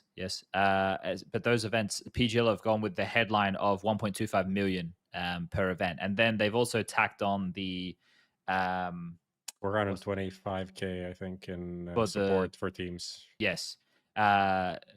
So that's the hospitality package, right? Which all of these same TOs are attempting to boast. There's not, and the only other thing that with the PGL that we need to note, and we already touched on it as well, is that almost all of the events, other than the regional ones in South America, are 16-team invited global VRS, right? Yep. So like people need to, because this is essentially where the line is going to be. From I understand, you're either going to be on the PGL side of the fence or you're going to be on the ESL and Blast side of the fence. How do we want to take the conversation from here? Because I don't know what are the like hard facts or anything that we need to present or talk Well, about. the hard facts is like why that would be the case, essentially. Guaranteed money versus not, right? I mean, it's not But even also just about that. the dates and stuff. I think that's something with Striker. I think you have. Yeah, I mean, the reason why that would be the case is because, I mean, effectively, what I think is PGL chose the wrong fight, because some of their events are very dangerously close to ESLs, or even straight up overlapping with ESLs. You know, so effectively, you know, teams cannot choose ESL and PGL unless they will want to skip one or the other in some way, you know, which would be possible with PGL. I mean, that there's nothing in PGL's rules at the moment that would prevent teams from skipping them. I mean, it's just all prize money. And even if it wasn't in the first place, I don't think PGL was super hard set on having some sort of a force, like you know, the same way that Blast does with their token system, you know, that they just take it away if you skip one event, you know. But regardless, I mean, some of their events are too close to ESLs that, like, you know, if you're a team that wants to go to all the ESL events, it's smarter for you to go to all the Blast events on top of, you know, the incentives that, you know, the organizations will have, which is the money from the ref share that PGL doesn't have at the moment. I don't imagine they'll change the business model. I don't think they will either, no. I think PGL will stick with the prize money, yeah. I mean, not at least, like, they're definitely not for next year. Maybe they will remake their things for the year after that, but at this point I would also be surprised if anything changed substantially, because I think at this point the decisions are more or less being made already among the top teams. You know, it's as you said, as you alluded to, you know, a lot of the partner teams are kind of banding up in some way, because I mean they are the most powerful and they will have the most influence over what tournament organizers will be able to entice them with to go to their events, you know, and they can make some certain demands, you know, that how they want things to be done, how they want things to be split in terms of rev share, you know, so that they can commit to those tournaments, you know. So that's something that's basically already happened. It would be it's too close to 2025 for it not to be. So on the scale, PGL has going for it prize money. Oh yeah. But ESL/Blast have going for it organization, rev share plus scheduling. Effectively, let's put it this way, right? Like if you're a player, you're going to be very heavily incentivized to want to go to PGL, because I mean the vast majority of prize money generally contractually goes to the players, as you said before, while vast majority of rev share, some organizations, you know, messioso just said that they are giving some part of the rev share to their players, but I don't think that's particularly common, at least not a big part of it, to go to the players. Exactly, because, you know, there's the prize money on the other hand, you know, where players earn the vast majority of that in most organizations that I know, you know. So from that aspect, but organizations have all the power in terms of where they send their players. I mean, the only real exception to that would be a team like FaZe, where the players have just been kind of in power. They have the power in everything. The organization doesn't really necessarily care about where they're kids who have the house to themselves. Mummy and daddy are always at work. Basically, yeah. I mean, the team has always had the power to choose to go where they want. Obviously, you know, FaZe are not going to say no to free money that's going to go to the organization, all that stuff, and they're in some way going to be happy about going to these events that have rev share. But it's historically not been in the org's MO, you know, to force their players to go somewhere where they didn't want, you know, or the other way around, you know. I have a loaded question for Graham here. Go for what you're saying. I love loaded questions. So Graham, based off of like how everything is going to get factored in ranking wise, if the likes of ESL and Blast have guaranteed participation fees, or, you know, other money that is obviously tangible and has to be public, right? Because that's part of the Valve rules, that any money that's changing hands has to be public. Do you think that should be included in some factor into how the rankings are calculated? Because 100%. I already told Valve to their face in March this year, like that has to be included, because like they can't just ignore it. Like it's still value associated with the event. It shouldn't just be prize money. But if they said they take it under consideration. Doesn't that completely like fuck PGL's play then? Like, I mean, I said that. I don't think so, because like if the prize money is like 500k, you're still gonna have to find 500k extra of rev share, right? What happens is whether like the hospitality money that they're adding in starts getting, because like PGL came out in public and said like they're putting $450,000 of hospitality budget towards each event, right? Well, logically, ESL have to do the same or similar because they have to pay for flights, hotels. You know, that's what the hospitality budget is for. Okay. But like that's a huge chunk of the 11 million each year, right? Couldn't you just start including your staff in that? Well, that's what I'm saying. Like, you're right. You're right in saying like where does it end? But I think in terms of like actual money that changes hands, the rev share aspect, or we'll call it rev share, whatever it is, participation fees or org rewards or whatever they want to call it, money that goes to the organization and money that goes to the players, or the prize money, which is essentially, as you've alluded to, money that goes to the players, should be combined in some way. But then you have a question of how do you apply Blast's frequent flyers to a single event? Well, you don't can't. because it's not. You can't exactly. It's also not performance based, So it's something. At least, I mean, parts of it are, but you cannot assign it to. I would argue is somewhat performance based, because to perform well enough to be invited to 4 events, you have to perform. But it's not performance at the event, It's not. Not at the value you earn at the event. It's performance over a certain level of time to get yourself to the events, and obviously some of the tokens for the frequent flyer are performance based. Yeah, some of them are, sure. So I feel like you could justify it enough, but yeah, it's a bit. But you would have to do it retrospectively, as you said, because it's decided at the end of the year annually. So you cannot just retrospectively assign value to an event that happened 7-8 months ago, based on which this is. So it's impossible. We have another guest contributor in chat who says hospitality is not part of the 11 million annually; it's on top. Yeah, that is. Yeah, for ESL it is, but I think for PGL they included it in part of their total investment. I mean, 1.25 is the prize money per event, and then 450k is for each of those events is on top. So it's still. I don't think I don't know if he said that, but that was just like a thing that could be technically, depending on interpretations, put in the same basket as team revenue share from attending a tournament. But that's where the philosophy of this or comes, the invite, right? what's it called, like the participation fee, or revenue share.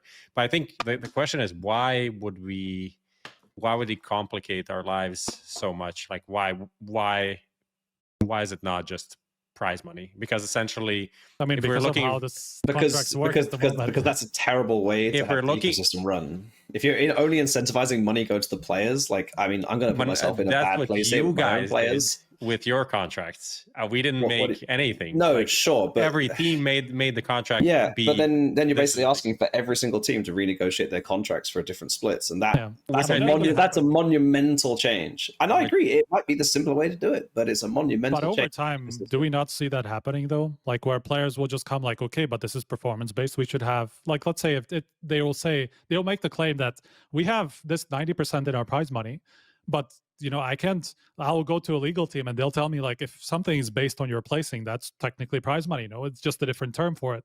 It is the same thing. Especially if we put it on HLTV in the same category as the actual prize money, and it's used to calculate the winnings, right?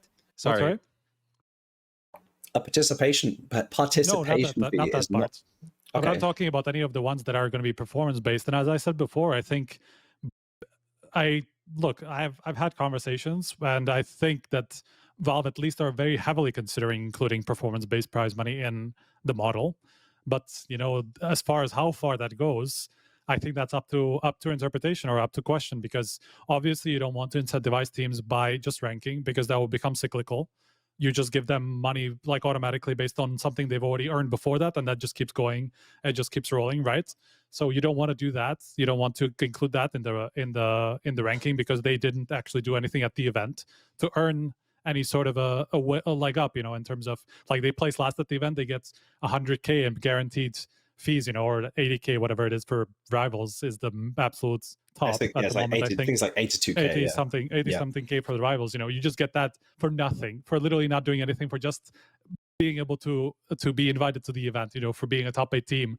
That you don't want to do that either, because it's just, that's not how you want to make it based on merits. It's just going to be, you will make it as a result of previous tournaments, you know, so it's also not going to be tied to the event that they're actually participating. Yeah, I can see your point. So it's not prize money, right? Like it's not, it shouldn't be looked at as prize money because you don't earn it by doing anything at the event or at the placing. But you earn it by doing something at the 3-4 events before that.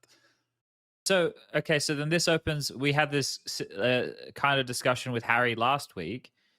You qualify for the major in anywhere from 1 to 32. Obviously, depending on your capsules of how things have been structured is going to depend on. Well, no, I don't.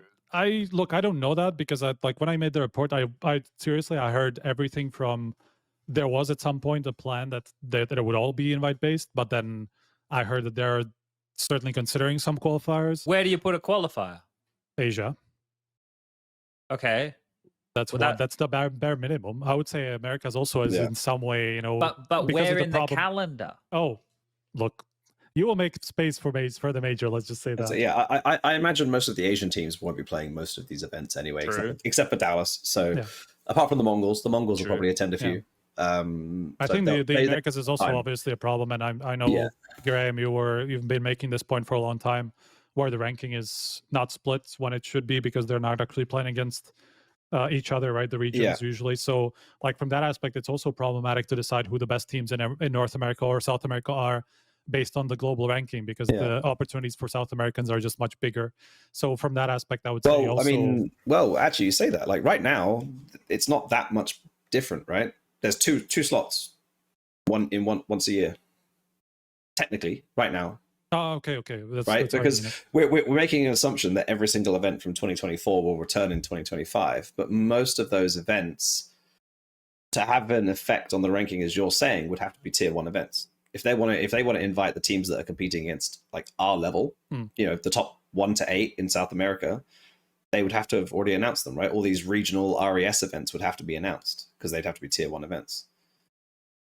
But even if they're regional events, right? So logically, we're looking at tier 2 events, which can only start inviting from the 9th place down. So they're not going to affect us qualifying for the major in theory. However, I have a feeling there will be a bunch of tier 1 events announced anyway. Regional, they're going to be regional. Yeah, like it's fine. It's fine for Europe because if you're CCT, you're not going to get like teams 1 to 8 aren't going to accept those invites anyway. So you can do a regional tier 2 event and it's fine. You just start from 9 and that just saves you having to send 8 emails. Side note, how the fuck are TOs meant to contact all these teams? There's no that's number 200. Like I don't think Sky Esports or Starladder have my email. How are they going to get my email? Is it not on your Twitter, Graham? No. Hopefully I have open DMs then. For a very weird reason, I don't have a complexity email, so I use my personal email to manage everything. There we go. So there's no fucking way I'm putting that on my Twitter. No, fair enough. but as a general rule, like, where's the directory for all these TOs to invite us? You know, but maybe they have to go through Valve. Yeah, maybe. Yeah, maybe Steam to the players directly. But that shouldn't happen, should it? Like, the whole system is gonna. That's going to be fix itself eventually. I mean, it's been working up until now. Like, it's not like just like we cannot get in touch with this team. Yeah, so I don't know how half these TOs get my Discord or get my email. They just start emailing me. I'm just like, what the fuck? I just have a stupid question right now. So we're talking about like South America tier 2 events. Yeah. Can't they, in theory, just make a tier 2 in like global event in South America? Invite teams. None of the top 8 global teams will accept this invite, and then they just go down the list, and they just the people that are going to accept the invite will be teams. So there's going to be some fucking Asian team that's like going to go to South America but they don't have to pay. But this is the fucked up part. There's no way. Exactly. There's no need for when you invite a team to pay for their anything. Yeah, it's true. You could give the system that way, but let's just say that would change very quickly once Valve realized that this is how TOs are going over the. But you say that as like a loophole now, but that's actually the way that certain regions do need to operate. Yeah. Like, I mean, I can speak for us a little bit. Like, Complexity has been running these NA Revival Cups in North America, right, along with Mythic. And we're looking at how we're going to run those next year because we want, obviously, like in North America, aside from like us and Liquid, and I think to a certain extent M80, because M80 spend a decent amount of time in Europe now. I think they want to spend more, but they're also at like limits with the Schengen days and stuff. I think I was talking to Swisher earlier about his. So like aside from the three of us, essentially, like the ranks like 4 to 8, they need to be in those events. Like that's Of course, yeah. And if you run a tier 1 event, you have to have announced it 2 months ago, unless you're ESL. But whatever. Yeah. But I mean, the problem. How do we get those teams into these events next year? Yeah, I mean, the issue is that I know that that the ESL are struggling with is how do you make ECL work and all these things that are not even covered in any way, in any shape or form in the rule book. There's a lot of formats out there that obviously are. I mean, they are unranked, and that's it. No, that's but that defeats the purpose. That they cease to have any meaning, right? So Yeah. you have to have. But you also don't want that to go out because you want to have those regions have something to play on a regular basis, right? It's not a bad thing for the scene, for an ECL to exist, for a league system to exist, right? Especially for those that don't have a lot of other stuff to play. I mean, in Europe, you can probably make the case that they're kind of useless because we have a million other things that effectively accomplish the same. Yeah. Accomplish the same thing, exactly. So, but Asia, Oceania, both Americas, those events have some real meaning, and so you don't want those to just be out or just to be transformed to like 1 week qualifiers for an event, and stuff like that, because then they have nothing else to play for another month, so I mean, it's also like a whole. I mean, for ECL, what ESEA used to be is a ladder starting from like open.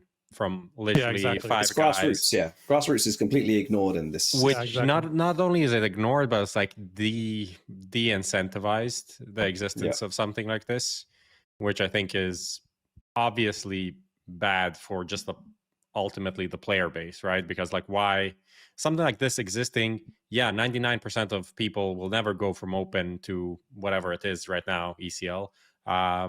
But at some point they will, right? Like over enough time, there will be enough. Like there will be more. I mean, the 1% will. Some players will, and the idea that this is possible is, that's the whole. That's the dream. Zero to hero. It's the tagline for you. The Cinderella story. This is what is kind of confusing to me, because it's always been something that Valve has been a proponent of. The fact that 5 players can just, get together and conquer the world, and they with ECL, okay, maybe ECL doesn't have to exist, but then there's no open qualifiers there. The way, maybe we can switch slightly to that, but like how this all affects the actual qualification to the major, it feels very it's very disincentivized to start from zero, because it feels like you need a year, even if you're the best in the world, to actually get to a major, which is like, so why would I even try to do something like this when I should just join an existing team and just continue based like from where they are? Like, maybe this is a question for you, Graham. For next year, let's say you had to do like big changes in the team. How disincentivized do you feel to make like a 3-player change? It would be stupid. Yeah. It would be completely stupid. Yeah. But like the only way you're doing that, like even if you can put together a team that's like Nico, Monasi, fucking Simple, Zaiwu, and Apex, I don't know. Yeah. Even with that kind of a lineup, I feel like people would be like, is this the right idea? Because you would have to do it over like a period of 6 months. You'd have to do like gradual changes, or even just over 3 months, because like let's say you change 2 people. I mean, I think that this is legitimately how organizations are going to go about like bigger changes like this. They're going to change 2 people. They're going to have 3 months worth of results. They will know that they will not fall, especially when we're talking about the really top teams. They will not fall too far out of the top 10 or top 15, let's say, to have some head start, once they actually change the core, anyway. So it doesn't have to be 6 months. It can be 3 months if in those 3 months you have some decent results that will allow you to keep enough of your points, to be able to work off of that, So like it will just happen, 2 changes, and then another 3 months it's going to be the last change that you wanted to make in the first place, Yeah, but the teams you're talking about there are likely the teams that are not making 3 changes at a time. Yeah, but maybe like a Falcons or a G2. Yeah, G2 and Falcons like would be teams who it would benefit to make 3 changes. Let's be completely honest. I'm not going to comment on that, but yeah, in theory, yes, there are teams that could do it, but I think that will just be something that people learn not to do. I mean, technically, the same would have applied in the current system, right? If you kick 3 players, you don't get your invite back to the major, right? That's been a pretty core thing that's been around for a long time. Yeah, just to the RMR now, so which is a lot less important. But if you only had 2 players from your previous core, you lost the slot, right? That was always pretty common. So that hasn't really changed. The difference is now is that is invites to every single event that are ongoing that's going to cause the problem. Yes. So before though, like let's say that in a Blast event, 3 of the players on the team benched themselves because they didn't want to play. Astralis could just add 3 new players and play. In Blast events, yes. Blast were actually the most egregious of the lot because they just let us register any roster we wanted as a partner team. We could just literally register any roster of 5 players. And I mean, we saw that with EG. I mean, they changed like 4 players within 2 seasons or something, right? So pretty much, yeah. I think there is some restrictions about how you have to try and field a world class roster or something like that. But like in theory, as a partner, essentially, you had full liberty to register any 5 players that you wanted. There wasn't any restrictions on like you could play the groups with 5 players, and you could play the showdown with another 5 players, and then you could play the finals with another 5 players. There had to be no correlation. I mean, didn't NIP do something like this with the academy roster? Probably, yeah. Like essentially for the showdown, and they played the academy roster in the like latest showdown. I mean, technically, I think ESL for Pro League we could do that. I think for Pro League we could do that, but for the IEM events we had to register real rosters. What's your point? Well, I was just thinking that like right now, because it now is for all of the tournaments, like if the players really want to throw their toys out of the pram with orgs across the board now, then they really can. Like the core they has do have full a lot control of of everything. Like just so the players are aware, you as a core have full, like if you say, no, we're not playing, 3 of you, your org is fucked. If we're gonna see some coups down the line, man, I'm just gonna clip this, and I'm just gonna remind everybody, this is the man. This is the man that is responsible, bro. But that's not even like them rebelling against an org. This is also what if a different org comes in. Yeah, wants to offer money. Wants to buy someone. I mean, we saw this with Falcons, right? I mean, the entire score trend changed the orgs, and that kind of fucked us out of the major. Yeah, but the thing is, reply, right? Yeah, yes, but this is not for every tournament, right? Yeah. This is for every tournament because, like in the past, you couldn't really approach a team like. I mean, you could have 3 guys bench themselves, but you could just fill in replacements because you got invited or whatever to an ESL, to a Blast event, whatever. It reminds me of the pre-partnership times, basically. Yeah. Like, you remember when like Dignitas transferred the whole team? Well, the whole team went to North, like when they first came. The thing. Yeah, exactly. Like this isn't completely new because that's how most of this worked in the past. But now it's just sort of officially codified that like because in the past, like pre-partners, like teams, there was no regulations on who you could invite, right? And even now, like, people skip teams. Like sometimes I get invites for events. I'm like, how did you get to me?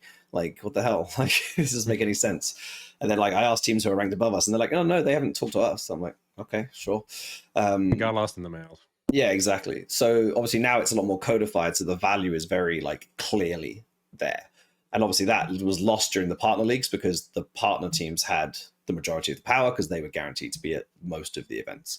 Whereas now the teams are going to be at the events based on their roster rather than who they are. So yeah, there will be a little bit of that aspect coming back, but it's not something we haven't seen before. Yeah, I know, but it's a can of worms that could be an interesting can. But I mean, I'm going to be honest, like I really hope that teams have sort of got smarter about that stuff now. Because like in the past, you just assign all 5 players to the same date and then, that's rough. The team would just leave, wouldn't they? Whereas I think these days teams are a bit smarter and they sort of stagger them 6+ months away so that they can't just lose their whole roster or lose 2 or 3 of their players at the same time. Yeah. Well, I mean, like if you have enough money, you can still do that to another organization. As I said, sure, you can. Effectively. Yeah, I mean, I don't think Ents are too sad about what happened. I mean, I'm not saying that there was anything nefarious about that. I'm just saying it is possible. No, of course, if you have enough money, you can tempt any team to sell their players, right? The thing that's the most fucked about that, Graham, I don't think this is going to be the norm, but let's say the cutoff just before the teams qualified for the major, right? You poach them just before the cutoff of when they're going to go, then you as the org get all the stickers, your stickers in game. Like that's hundreds of thousands of dollars. Yeah. Like to millions, depending on you know what event we're talking about. I don't want to put a figure on it like Owner Pixel. I mean, we also did. Yeah, I mean, we crazy, we had that situation. Yeah, it actually happened with IHC, if you remember. I mean, when they just decided to basically terminate their contracts as players, and then just created the Mongols brand. You know, so like it is like there's space for fuckery, and I would hope that it's all going to be kind of above board, but it is obviously possible. It's a concern. So, okay, I want to dip and dive around, because one of the bigger things, especially that you were talking about, Graham, was like regionally there's going to be problems, you know, with how the fuckery could happen with, you know, these teams farming each other, having events for each other that you guys can't attend or whatever. And one of the bigger issues with that is overall the lack. We pulled the graphic up just before because we were in that realm. But Striker, you made a tweet just the other day regarding the 408 participants in the 25 events hosted by ESL BLAST, PGL, Stellar, and Fisher in 22. I made a mistake, but yeah. The 22 events, sorry. How many will come from qualifiers? And the answers in that graphic of 43, all of which in 7 of the 22 events. Yeah, that would be both EPLs, right? That's 2 of them. Both Blast Opens, that's another 2. Dallas, that's the 5th one, and then the 2 star letters, one of which I'm not actually convinced will happen. A real event. So let's say even 6 out of 21 events is very high possibility that are going to be the only ones with any sort of qualifiers. And we also have to consider, I mean, obviously a lot of those will also be kind of ranking based, as we've seen so far. You know, like the close qualifiers, like big part of that are going to be teams coming from the ranking anyway. It's just they're going to be put up against some of the open teams as well, assuming in some of these cases. But yeah. So and I'm also counting ECL in that, by the way, which is also like, if you want to call that a qualifier, don't want to call that a qualifier. All that stuff, you know, is kind of up in the air. I will put this up against, by the way, another number, because I also, like, in retrospect, I went through last year, or this year rather, to kind of compare how that looked across like similar level events. So that would be the Blasts, the ESLs, the 2 Bed Boom Dachas, and that'll be it, actually. Yala Compass, I actually put that in there just because it had some decent teams. So across something like 15 of those events, it was 263 total teams participating, and the total number of qualifier spots was 60. So which counts, like, it amounts basically to about 22% of the field was decided by qualifiers last year or this year, and it's going to be about half of that for next year. Okay. So it's going to be about 10% of the field is going to be decided. And obviously, you know, it was much more split between the events this year, because very few events were straight invite based. It was just like blast groups and like full final, if you want to, or spring. But this is compounded more because also the VRS, which is what all of these events contribute to the VRS, where we assume the majority of the teams are going to qualify for the major, which used to be through open into closed into RMR so that's kind of where this really gets turned up a notch, right? Yeah. Because I mean, if you consider, I'm sorry, just to put like everything in the context, right? Like, let's say before the update that came for Shanghai, which was that there were not going to be any open qualifiers outside of Asia, we had unlimited possibility for anybody qualifying to a technically unlimited, you know, because anybody at any point could have gone to the open qualifier, go to closed qualifier, get through the RMR, go to the major, right? Then with the announcement of open qualifiers in Europe and Americas being removed, we went down to, I'm going to ballpark it around 100 teams that had a realistic shot at qualifying for the major, you know? Sure. Let's say, you know, based on how many teams are competing at a lot of these tournaments, you know, and how they could get high enough ranking, you know, how many teams could reasonably get a high enough ranking to be invited to the close qualifiers, you know? Plus, you know, of course, in Asia, it still was effectively unlimited, but, you know, that's a smaller region and only 3 of those spots that are going to be decided, right? So that is where... But like now that we will have this change, and we're assuming that there's not going to be a lot of qualifiers at all, and most of that is going to be achieved through the ranking. That number, we could go down from 100 to maybe 50, 60 of teams that will have a realistic chance of making it to the major across one season, you know, maybe even less. It's hard to tell because it depends on how many teams will skip what events and how much of the tier 2 will be powerful enough for you to improve your status enough to get into those invite ranges for the bigger events, to then be high enough in your ranking, you know, to be able to make it to the major. Yeah. So it's just like we're obviously going down in terms of how wide the opportunities are, at the not at the cost of, but for the benefit of it being more on merit, because obviously now it's going to be decided over a longer period of time who's going to be at the majors. I mean, that's already happened with this major with Perfect World, right? Because in Europe, in Americas, it was all based on invites, so that's all based on the tournaments that happened, let's say, in the last 6 months, 8 months, because it's now a while ago. Okay, so like essentially that little bomb that you just dropped there with that idea of it being so few amount of teams realistically being able to compete for an event that has 32 teams, right? So yeah, like obviously that figure you threw out is just, it could be 80, whatever, right? But how do we feel about that as the evolution of where this is going in general? Like, and this is for the room, and you guys can talk and I can hear you. I'm going to the bathroom. Okay. I mean, I will start with my kind of assessment, which I also posted on Twitter a couple days ago when I put out this number of the 43 coming from qualifiers. Obviously, a lot more teams are now going to be considered the tier 1. I think that's pretty much obvious based on the sheer number of possibilities that we will have for tier 1 teams, and there will be enough skips that the floor of the teams that will accept invites to tier 1 tournaments is going to be much lower than before. Let's say it was top 20 up until this point. It's going to drop to, let's say, top 30 realistically, that like of the teams that will get reasonable amount of opportunities at a lot of these events that we were talking about. Maybe not all the Blast and ESLs, but a lot of the PGLs, a lot of the Starletters, Fishers, Sky Esports, a lot of these that are actually going to be LAN and have decent amount of prize money on the line for them to get into a certain amount of ranking, right? But where the problem starts kind of sifting through is further than that, right? Below the top 30, where I don't know how many realistic opportunities teams below the top 30, let's say even top 50-ish, are going to have, especially if you're a European team, let's say, and you're not going to have access to like some of these regional tournaments that will give you enough of a chance to make that jump, to be able to be in that spot to be able to be invited to the tier 1 event, even like 1 or 2 opportunities a season, as a team that you're, as a top 40 team, even if you do really well in the tier 3, is that going to be enough to push your ranking high enough for you to drop to count in those invites, And I'm not so sure about the answer to that. I would assume that it's worse than before, exactly as a result of there not being the direct qualifying, not as many direct qualifying spots in terms of open to closed to the main event. It's only going to be across about 6 events of the entire year. So that's where my concern is. It's not for the top 30, it's for the level below. Yeah. What do you think, Graham?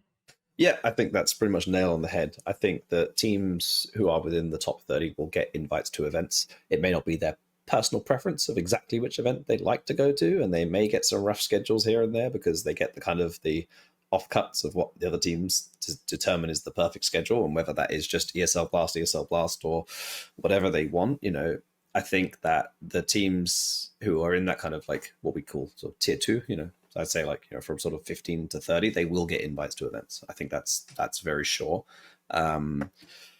Because the teams just don't want to play everything. There's no way we can play everything. So we don't want to travel. I think I alluded to like basically a 3 times around the world travel within like 4 weeks somewhere in like April, May next year, because the locations of the events just are crazy. And it's like the one time where no one's in Europe, but they're also just everywhere else that isn't Europe. So I don't worry about those teams as much because they will get opportunities, but getting into that region will be hard, except in Europe, I think. In Europe, I think it's fine because, again, they'll just announce regional tier 2 events. CCT will continue probably, and they'll get opportunities. Do you think in terms of ranking, there will be enough opportunity for that floor to change like often enough for those teams to actually be able to get those opportunities? Yes, because the only way you can earn points in this ranking, really, aside from base level prize money, and you do get a lot more prize money for finishing last at a PGL event next year than you do for finishing last at an ESL event this year. It's like 4 times the amount. You get like 16,000 instead of 4,000, so that's great. But then every other team is also earning considerably more as well. So I think realistically it will just equal out to about the same as what it is now. And those teams, unless you win matches, you don't gain any bounty, you don't gain any network, you don't gain any head-to-head elo, you don't gain any LAN wins.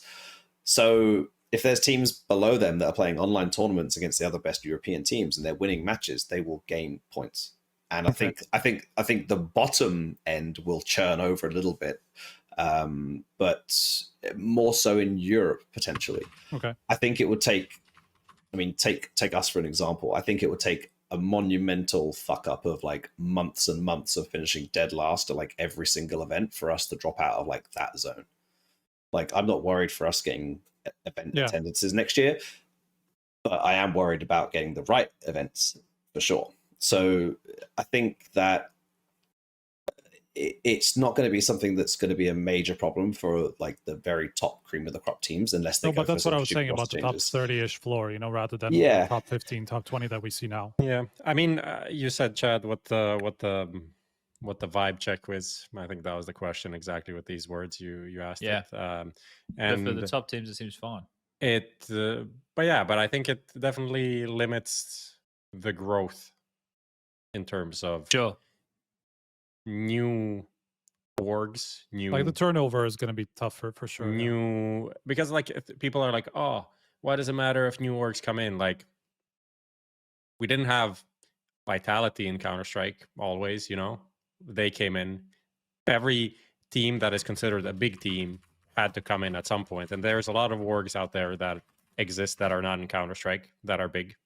So I feel like these kind of all the things that we spoke about now, it's really limiting like why a new entity would come in, you know, be it a shitty bedroom org or like a big org that just doesn't have a Counter-Strike team. And I think that's bad for the ecosystem. But I'm curious, yeah.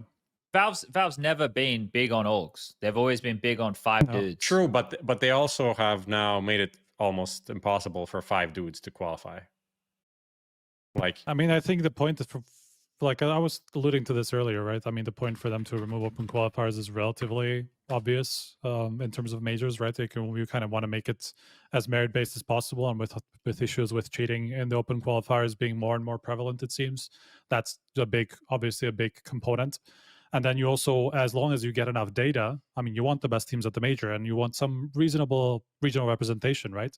But as long as you have enough data about what those teams are, you will be able to make that distinction. It doesn't have to come from qualifiers, right? Like, it just depends about how much data you can get to make a reasonable assumption of who the best teams are at the moment that you will invite to the major. And so, like, I'm not necessarily in the same camp as a lot of people that are saying, like, 5 dudes can't just, you know, make their way through one open qualifier and just fluke their way to the major.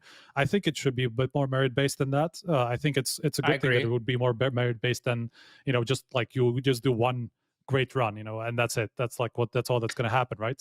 It shouldn't be like that. It absolutely should not be like that. You should not be able to create a team day one, qualify for the major, and take hundreds of thousands of dollars out of the ecosystem. Essentially, right. Exactly. Like, I think you need to have like a 6-month like lead up to that. Like, I think you have to go through CPTs. What if you're just better? Then you'll get there next time. Like, I think you have to contribute into the ecosystem to take out of it. Yeah, I think the problem is that, like, with the majors that are going to be set up that way, I mean, we're obviously going to have a much more consistent like base for the majors this way, but then it's not going to really matter. Like, you're not going to get some like a major winner through the open qualifier system. We've never seen that before. Like, not in the same cycle. You know, like maybe, you know, 3 cycles down there could be a major winner down the line. You know, but we've never seen anybody go further than like a quarterfinals from the open qualifier system. It's not about that. That is rare. No, I'm just saying that is rare enough. So it doesn't really matter about like having the top teams, like having the best teams at the event. It's about the floor. You know, what's the floor going to look like, and how much.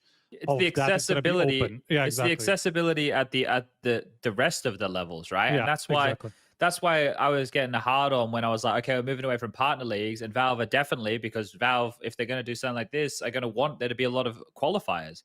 But obviously, it's not realistic for there to be qualifiers for all of these events all year round. Otherwise, we'd just never stop playing Counter-Strike, and it would be fucking insane. Can I give you a hot take? Sorry, like that Dallas qualifier, like, I know it sounds really good, but like, genuinely, like, I wouldn't play it. It might tank the event overall. As complexity, like, I would not play that qualifier. If we got invited to Dallas, I would play it, but I would recommend we don't play it, because the the cost of losing to like local competition when we're so much higher ranked than all of our local teams.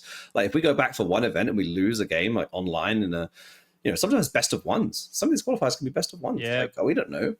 Like for some teams to go back to their regions, like the Mongols are a great example. They went back and played 2 BL1s in the Blast Showdown qualifier. Lost both of them to like Lin Vision and some other team I've literally never heard of. Atox or something. No, it was worse than that. It was worse. I remember it was like some random. Was it Chingas Warriors? Yeah, it might have been Chingas Warriors. They lost like 70 points and gave them straight to their domestic rivals. Now they're not under any issue, but like if that happens too many times, like I don't want to play any domestic Counter-Strike next year. Yeah. Ideally, we played like 3 matches of domestic Counter-Strike this year, and they were all at the RMR qualifier back in January. We haven't played a single. You know what Valve will say, Graham? What? Just don't lose. Well, of course, don't lose. But what I'm saying is the risk is so high. I know. Like it's like, you know, if again, like, you know, first of all, I have no idea when ESL are going to run those qualifiers, but it's probably going to be somewhere when we're playing an event or close to when we're playing an event, which is either going to force us to go back to North America to play a qualifier where the risk of qualifying can completely tank your ranking, and then you lose like 3 or 4 ranks because you lose to some shit team online, because especially in North America, the ping fucking sucks. Yeah. Like there's almost no way to get a server that, unless everyone just lives in like the perfect place, like either, you know, sometimes Chicago's good, sometimes Denver's good, but like half the time, like there's at least 2 players on like 60-70 ping.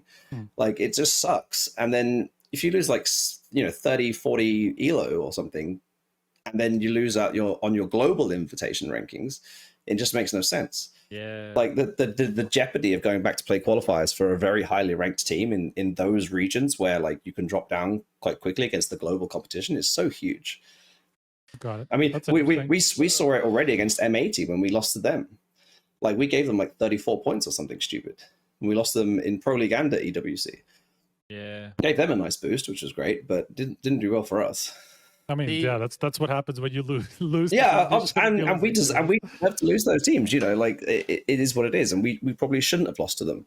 Well, we should have lost to them because we did lose and we played like shit in both games. But you know, ultimately, we wouldn't expect to do that most of the time. Right. But the jeopardy is still quite high when you take into account the global ranking system as well. So essentially, if you're a top team, right, or let's not say like a top 5 team right now, because your way down is going to be a lot longer, right? Like let's assume you do really badly at one event, but the next event you do pretty good. So you're going to be able to balance that out. But if you're a team on the cusp, like of a 10 to 16 slot, you essentially need to be going to every event to, like, you need to be picking and choosing carefully. You're not going to go to every event possible. You're better off picking and choosing a couple of events that you know that you could do well at to guarantee more money, aka points, right? Or do you just oversaturate and try and send your players to everything? And this is going to be half the game next year, isn't it? It's just working out this. And like, you know, one, you know, if you get like we had it when we first started, like back in 2022 with this North American roster. We would go to every event as like seed 15 or 16. It's like, hello, FaZe, welcome to, you know, the party, you know, first game, FaZe, cool, right, we'll start in the lower bracket, let's get going. But like if you win that game, it's actually huge. You get so much value out of winning that game. But if you lose the game, doesn't really matter that much. But at the end of the day, you need to win matches to get ranking points. Like going there and finishing what a last, concept. you get a little bit of prize money, but you would need to win matches. So you need to go to events where you think you can credibly win matches, which also then leads to the formats. Look at the Blast Bounty, single elimination. Yeah. So if you lose, that's it. High risk. But you go to a PGL event, you get Swiss. Okay, I can lose 3 times, which also means I can win 3 times. I think PGL said they were Swiss. Yeah, all of PGL is Swiss. Yeah, all BO3 Swiss, right? So actually, you get guaranteed to double elimination as all of their events.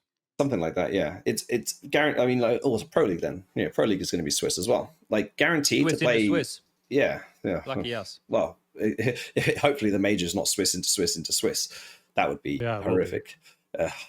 Please don't. But anyway, my point is that the format of the event actually contributes a lot to the value you can get out of the ranking as well. Because, like I said, like the Blast Bounty, you can go there, lose 1 best of 3, and then you're out. Yeah. Whereas if you go to a PGL event and play 3 best of 3s and potentially still be in, you know, that's potentially giving you high value because you have more opportunity. Like you get more opportunity to earn ranking points. Obviously, you could lose all 3 matches and lose ranking points, but at least you get more opportunities to win ranking points as well. Yeah. Okay. Let's do this, gentlemen. Let's point the conversation a little bit. One of the other little segments, I talk about segments as we start the show. The other one we do is what are the odds? That's brought to everybody by 1xBet. And we were discussing a couple of bits and bobs before about the ESL/Blast way and then the PGL way. We've touched on this a bit about scheduling and how things are going to be impacted. So if I remember rightly, Prof, this week's question of what are the odds is first PGL event will have more than 5 top 10 teams. That's Buenos Aires. That's directly after Katowice. And it's going to be a tough sell.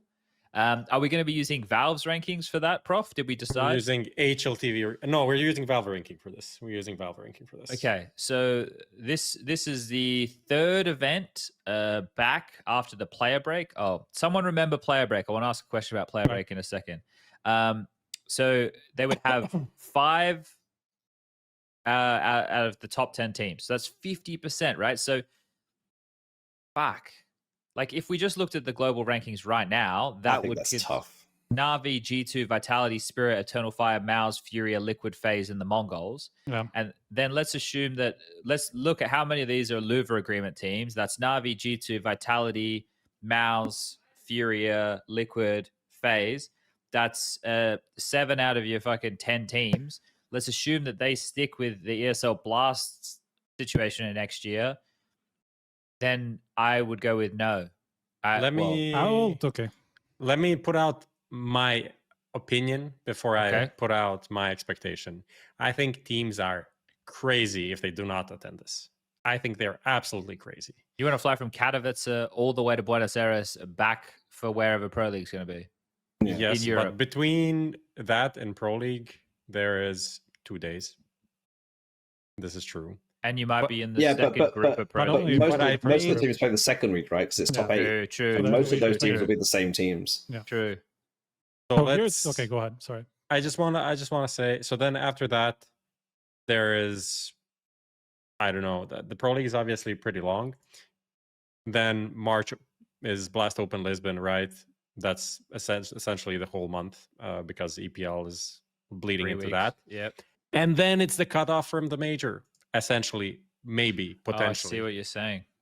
So if it's April. Good job, bro. I like that logic. So it's from December until April is when teams can earn points. Yes. So essentially like January 15, when the season starts, until there's 2.5 months, and you just fucking go all out. And that's it. Because you can't risk not going to it if you're gonna fuck up some events before, and you need to accept the invite. I mean, 2 months. But it's more. I think the top 5 teams are not going to drop out of the top 30. Yeah, like they're just not. Even if they play less events, they can they're just not gonna drop out of the top 16. But the bottom 5 from the top 10, maybe we're gonna start getting into the conversation. Anyone in the top 10 in January is going to be in the top 20.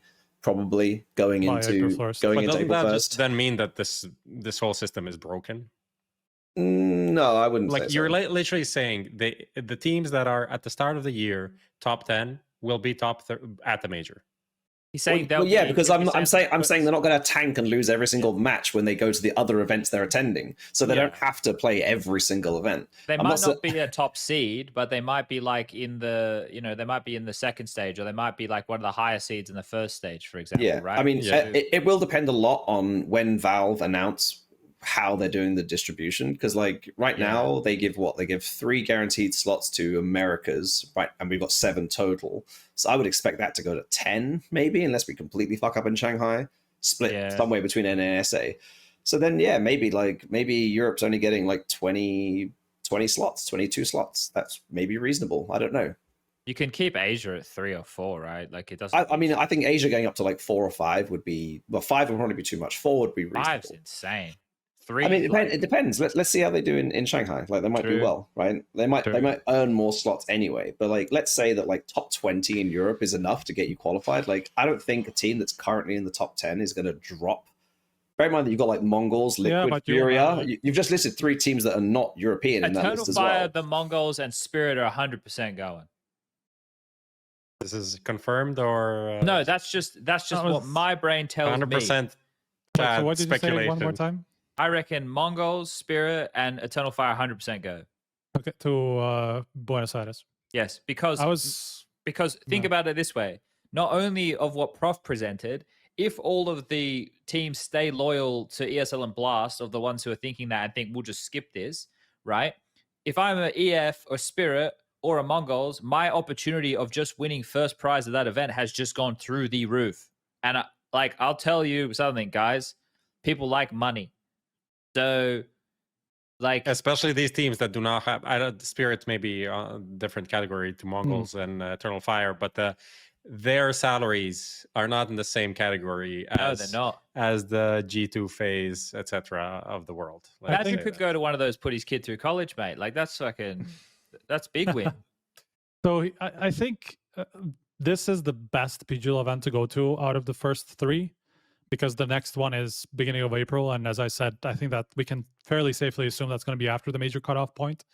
And the one after that is right leading into Dallas, into the major, so it's unlikely that people would go to Astana and then all over to the America, at least not from the top teams, and it's not going to matter as much to their stance in the ranking, because the earliest that they will actually matter is going to be after the break, how they do at that event, so same thing. Well, to be fair, maybe they will go to that instead of Dallas in some cases, but probably not many, because again, it's probably going to be better to go to Dallas instead of that because of the money and all that stuff. And also it being just like straight lead up to the Austin major about a week later, right? Yeah, it could depend a lot on whether you're like in the first, second stage or third stage of the major. Yeah, like if they stick to how it is now, like you could still only be arriving like into Austin on like the 10th or 11th of June. So like if Astana finishes on the 18th of May, like I feel like that's. But we also have to go consider back. the Dallas actually starts on 9th. Like there's no travel days possible between. Like you literally cannot attend both. Like No. it is impossible. It's like Rio and Atlanta this literally- year. Yeah. Yeah, it's literally impossible for you to attend both. But then, yeah, So I think it's some more teams likely might than more. choose to do it if they're in the later stages of the major, which is the best So- teams, right? So I'm giving 51% for this. Just saying. I'm giving 20%. What? I'm more in the Chad line of thinking. I think Buenos Aires is a long way to go. Yeah, phase in aren't going between there. No way. between those events. Like it depends. I mean, what we don't like. One thing that I actually is still outstanding, and credit to PGL for actually writing theirs, because I don't think Blast or ESL have, at least. They've specified like some of their hospitality support for their events, which is nice to see. And one of the things I saw that PGL did, which I was really happy about, is they increased the amount of people they're supporting to go to their events up to 8 people, both flights and accommodation. Don't know if the accommodation is single rooms per player, but at least they've announced something.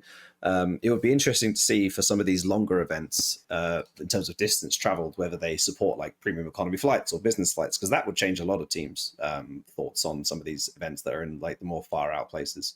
I mean, whether it's they get support probably for that. unlikely, considering that it's a long way. Those business flights would be fucking expensive per team. So, or even premium economy. Sometimes you can get pretty good flights. The issue is that there's always that one fucking team that just has like 5K business flights per player, and it just fucks everything.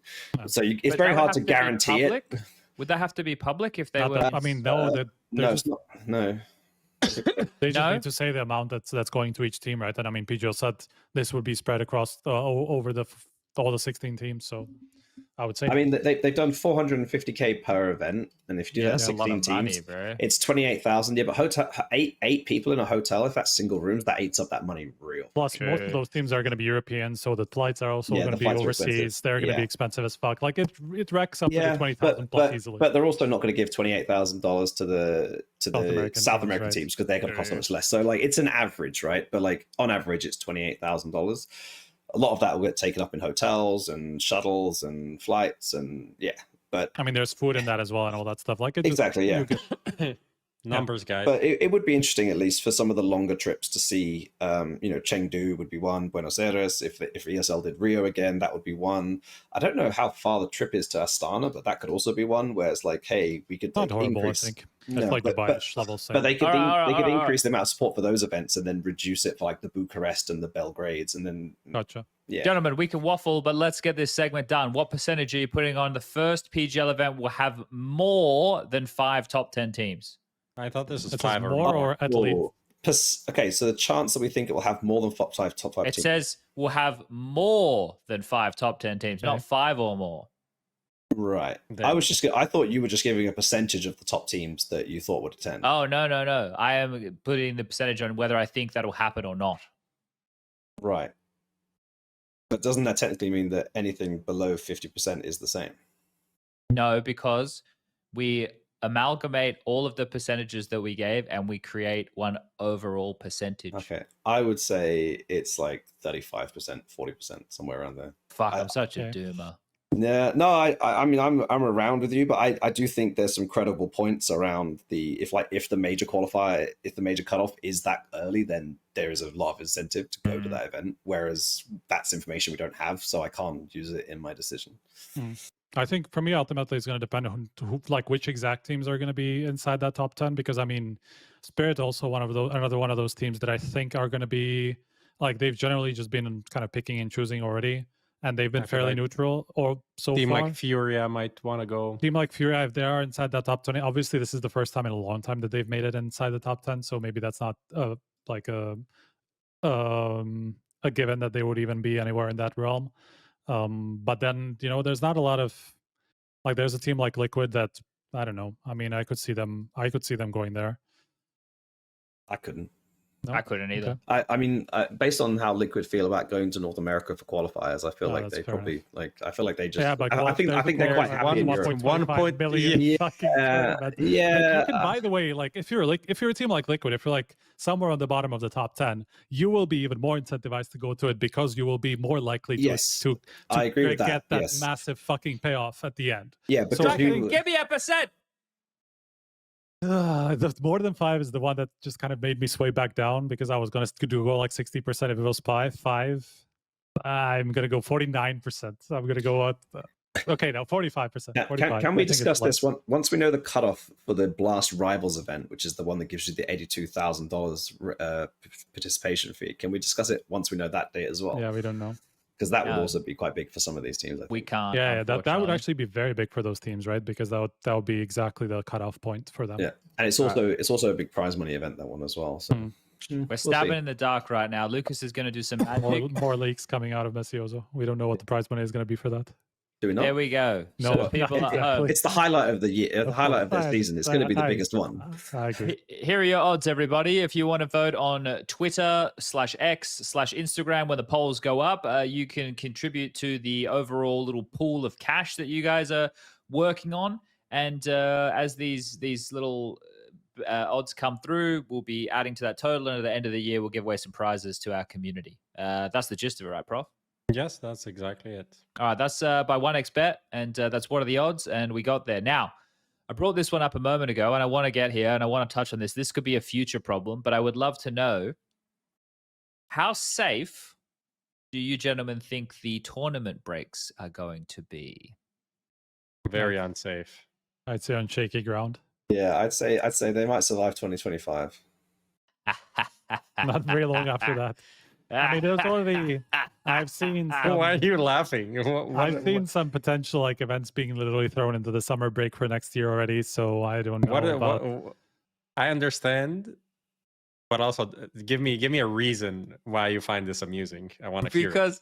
Because the whole thing that we were hoping to happen was putting the majors in the position so they were the final tournament before everybody went and had a break. But now it won't matter anymore. So the majors could have stayed anywhere. Exist. The winter's going to exist the same. You get a week off for Christmas. Way. Yeah.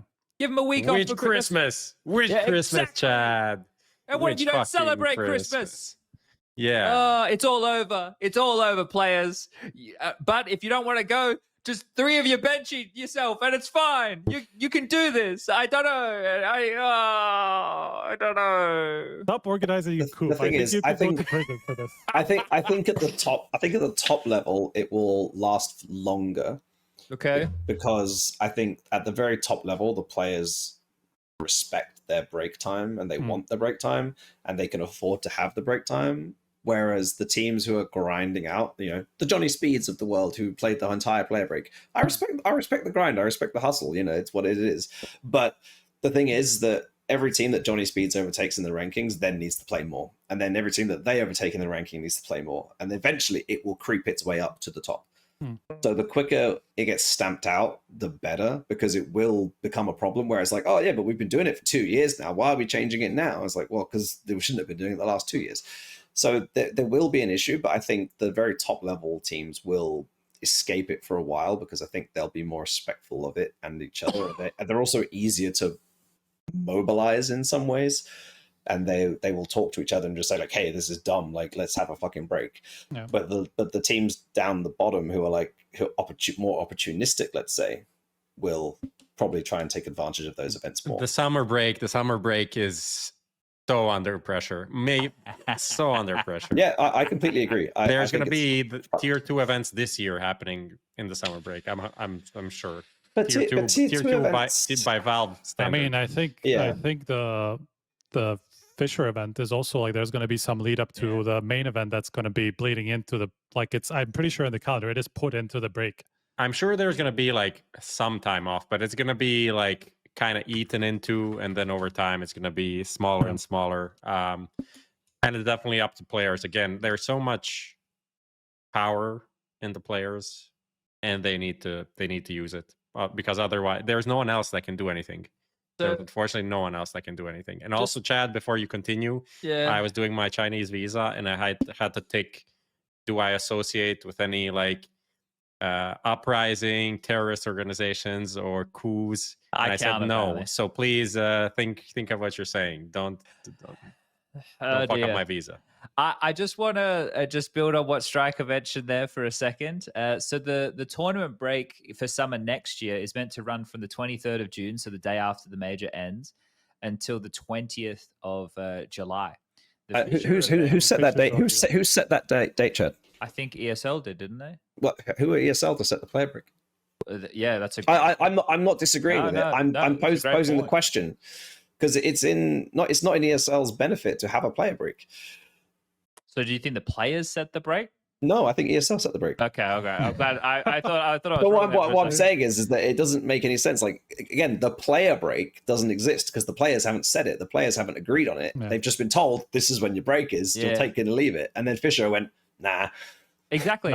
And so Fisher, their event starts on the 15th. This is our major. And Donk said, I can't wait to play this tournament. I want another MVP. Yes. Oh dear. Okay. And now Spirit said no, but then BetBoom, the name sponsor of the tournament, who is also the main sponsor of Spirit, said, that's fine, guys. You don't have to play. Please enjoy your summer.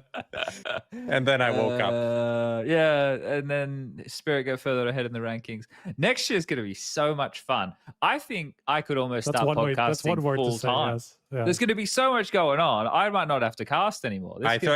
We were talking in chat. This is going to be the year to be a podcaster. There is going to be so much shit going on. Just talking, just drama. Especially when all the TOs release the fines publicly. That's going to be my favorite part. That's going to be a special podcast. I wouldn't hold your breath. We can try. Okay. Well, I really enjoyed the conversation. Is there anything else that we want to touch on before we close it down for the evening? I had one thing that I wanted to go through. Yeah, let's do it. I'm down to keep going. I just wanted to kind of put together the kind of whole list because there's been a lot of kind of very vague information of what needs to be announced. Not even vague information, but from what I'm hearing behind the scenes there's a lot of leeway from Valve and how quickly things need to be announced and how things changed within like September or something, and suddenly that deadline that was supposed to be 1st of September actually doesn't exist, even though the ranking still says it or rulebook still says as much, like that all the additional information needed to be released by September 1st, which obviously didn't happen for anybody other than BLAST. That was the best joke of the year, that one. Exactly. I mean, we still don't know what the second major of the year is going to be, and all that stuff is not even announced. And there's going to be a 32 major. There's going to be a change in format that's not even announced. And by the way, we're 2 months after September 1st almost, and it's still not announced, even though it's something that's already impacting the circuit. So I just wanted to go quickly over what's been announced or each tournament organizer and how much they comply or not. with what's been put out there in the rulebook, because I kind of spent the whole day putting that together after I've been kind of gleaning over this for the past couple of weeks, because I was waiting for ESL to announce their stuff. So just very quickly, PGL, Fisher, Sky Sports, Starletter, assuming they just canceled their first event because they haven't said anything about it. They all basically are only missing the publication date of the ranking based on which the invites will go out to their tournaments. That's the most important bit. So basically that, well, yeah, of course it is important, but the important distinction here is that that part of the rulebook actually wasn't there until after Graham said something. It was, let's say there's share credit there. I also the one, they told me they would add it half a year after messioso talked to them about the same thing. So apparently maybe we both deserve some credit here. Okay. But that was only added, I think, late September or something like that. Something after that. So you think that happens like end of the year going into the new year kind of thing? I think like I already spoke to some TOs, and it seems like that's part of it that's going to be announced kind of in the, let's say, in the rest of the year. Okay. So that's PGL, Fisher, Sky Sports, Starletter that basically are missing just that. Starletter is also missing some prize pool distribution. They have the total amount, but not the separation. Okay. Then Yalla, actually, now why I asked them today about. Wait, what about locations? Locations are all done for those. I'm just talking about, like, I'm starting by tournament organizer. Just give me a sec. Okay. Because all the locations are for the ones that I listed. All the locations are there. What was it for the first Starladder one? Did I miss that? No, that's what I said. Like the first one, I think is going to get canceled. So I think, assuming that one's not going to happen, I think the second one is already announced basically altogether. Sorry. Then Yalla were the ones that were missing a lot, but then today actually got shared a lot of the information that was missing because they were still waiting for some approval. Maybe they still are, but all of their information, they're actually the only tournament organizer that now has everything complying, it seems, apart from actual cities, I think. The cities of their two events in 2025 aren't announced. They have UAE and they have Qatar, but they haven't actually given us the go-ahead to share where the cities are going to be, even though it seems like they have them set. Okay. So Yalla is actually complying, you can say, more than anybody else. Blast, I was talking over. Missing location for both rivals is one. Missing information for prize pool and distribution for Open and Rivals is another one. Missing VRS publication date.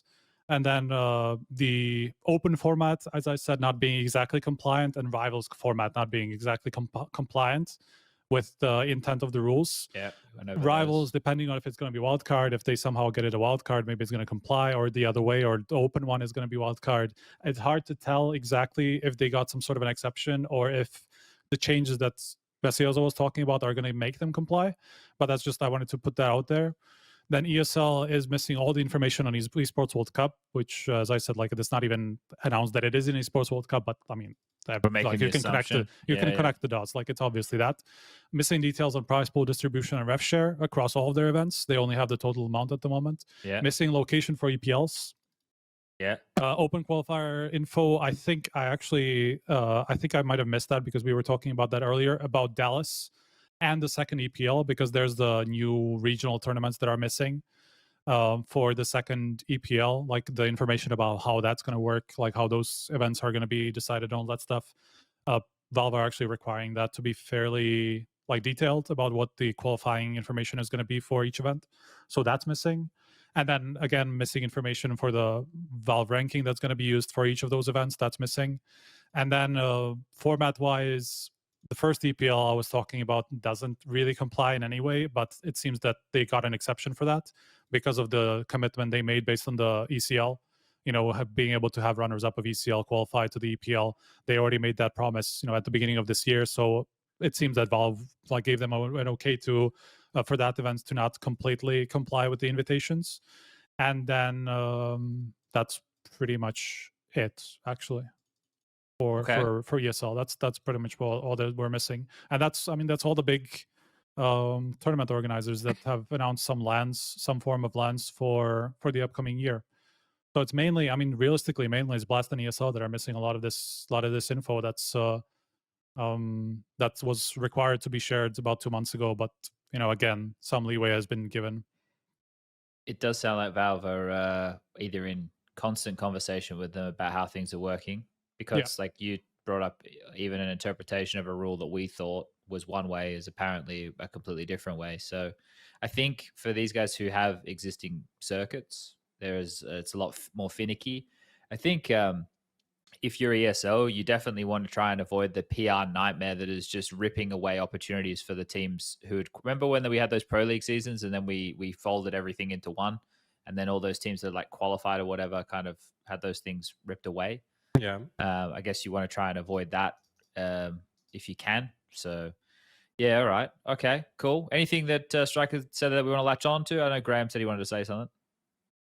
No, I just think we can talk about all of this a lot more. I think there's a lot more. I think there's a lot more details and nuance we missed on a lot of the topics, but Well, I maybe don't we do I don't want to drag them back up again. Maybe we do another episode towards the tail end of the year when we get all of the information and just kind of rehash some of the things and see if things change from how we thought, because there's a lot to discuss and digest. I'm really thankful for the explanation this evening on the rankings and the impacts that it has there. I think that's one of the things that I would reference rankings a lot, but I didn't have the best understanding of it, and I feel I have a much better grasp of it now.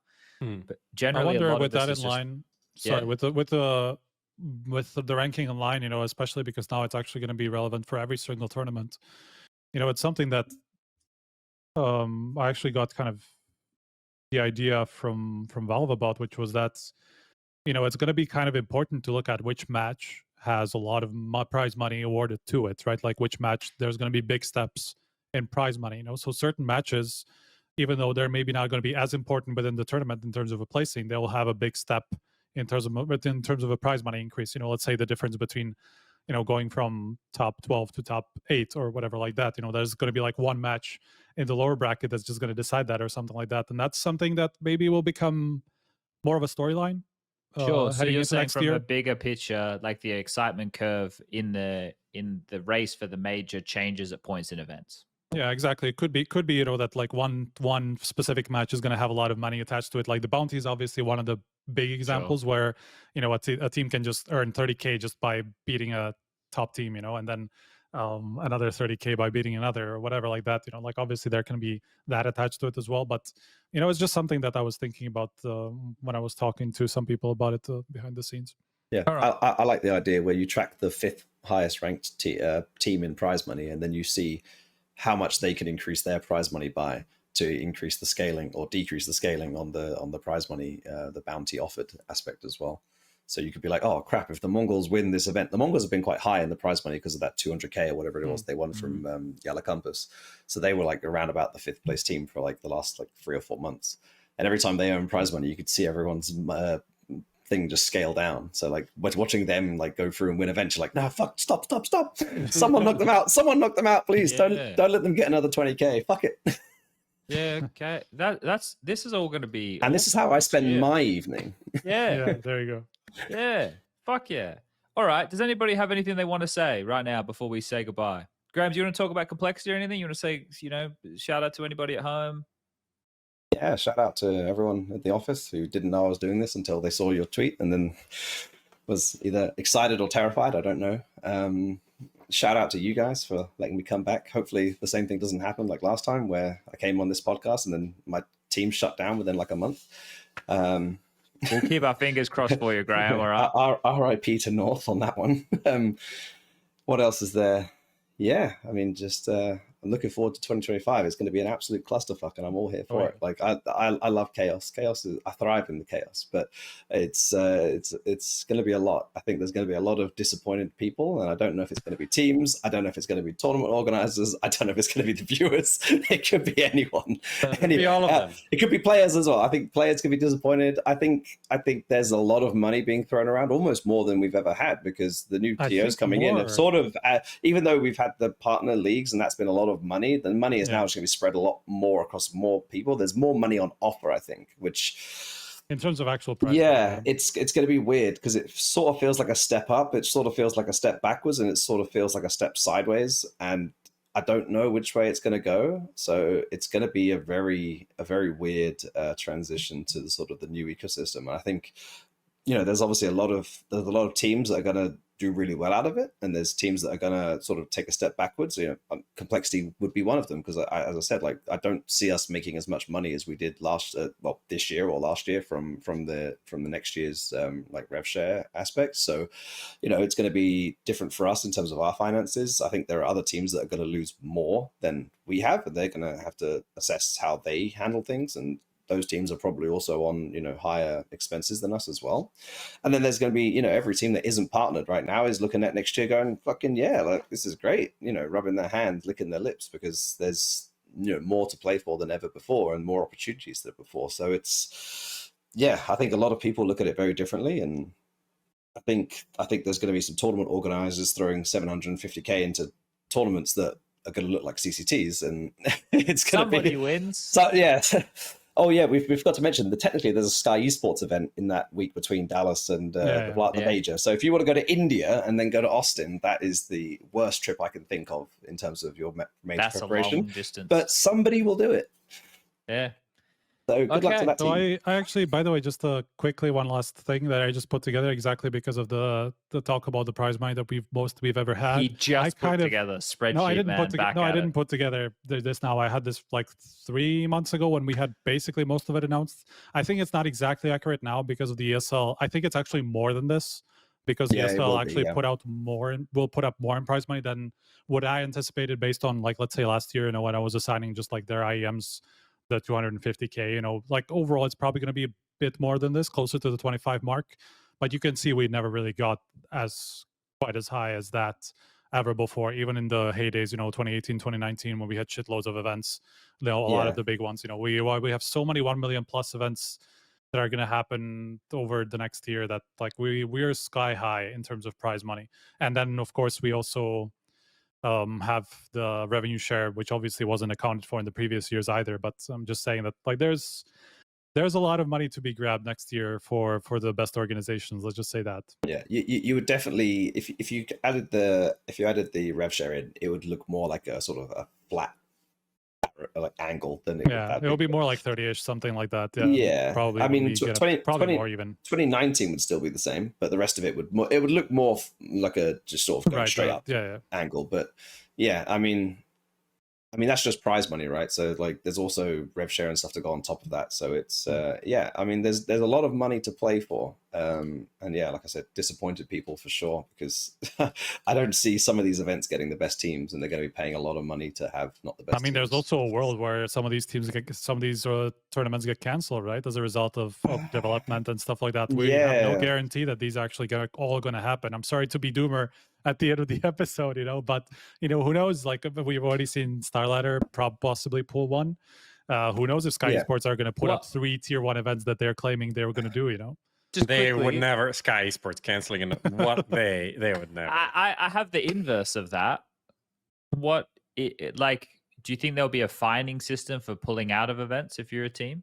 If you know that you're quite, like, let's say that you accepted the invite because it was 2 months before, but then you do better at events than you thought you would, so you're qualified, and then you just pull out of an event that you had been invited to because... I mean, it would suck, let's just say that. So, I fucking hope not. So I'm going to say this now. If a TO... So I think there's a few things around the whole invite system which we need pretty soon. And one of them is all the dates. And the other one is there should be some sort of regulation, or like, you must accept your invite within X days. And to accept an invite, you have to sign a document. You have to sign the participation agreement, because the amount of times we go to events and, like, I get to the event and they hand me a piece of paper and say, hey, you need to sign this before you can play. I'm like, I'm not signing a legal document without reading it. Like, are you insane? Like, this isn't how you do this. It's almost like trying to strong arm you into just signing a document blind. Like, if a TO isn't sending their invite with a document of, like, read this, you've got a week, and then sign it.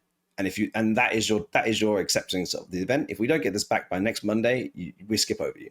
Sure. And because otherwise, like, people are going to do exactly what you say, which is they're going to accept every invite, and then they're going to get the next invite for the next event that they wanted to go to. They're going to reject the other invite, and it's going to cause a clusterfuck.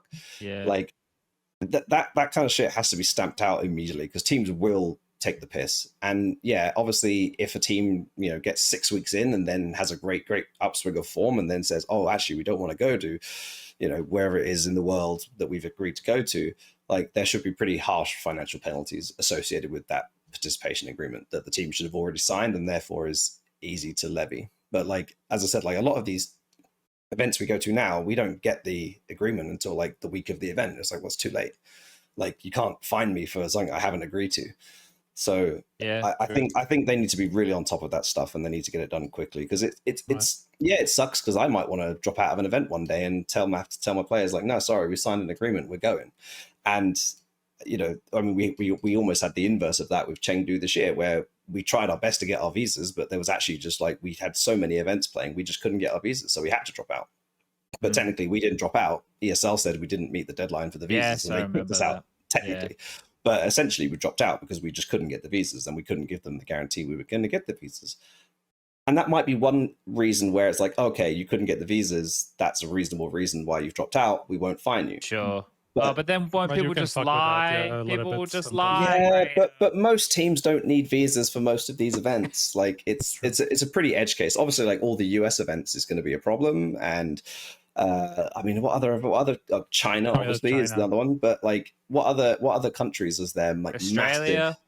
Yeah, but teams that you don't really need a visa for Australia. But that's the same with America. Yeah, I just log in on an app and it's yeah. But you're talking about Russians. Russians ain't getting into Australia easily. Sure, there's a few edge cases, but for like the majority of players, there's not that many issues. And I mean, like, I just think that. Yeah, I mean, maybe this is why BLAST don't let visa invites get you emergency sub. Maybe I've just figured myself out there. There it is. But most BLAST partners don't want to not attend the event, so that doesn't really work. But yeah, essentially that might be one of the reasons. But yeah, I'm just saying, TOs, get on top of your shit. Make sure you set a reasonable time for the teams to accept their invites, and make sure the teams actually accept their invites and don't just fuck you around and just wait for the next invite to come along. Well, I feel we've finished on a good and a bad note, and that's probably the best note you could possibly finish on, both notes. So a big shout out to the sponsor, Skin Place. Check them out if you want to sell some skins, and 1xBet, remember to gamble responsibly. Thank you, Graham. I think that if more information comes out and we have time later towards the year, I think we should do this again, because this is a very valuable talk about the ecosystem that we're all a part of. I wanted to shout out everybody who stayed and listened for the better part of 3 hours. Sorry about the tech issues. Earlier, Lucas will be docked his pay, if he even gets paid. See you next time on HLTV Confirmed. Good night.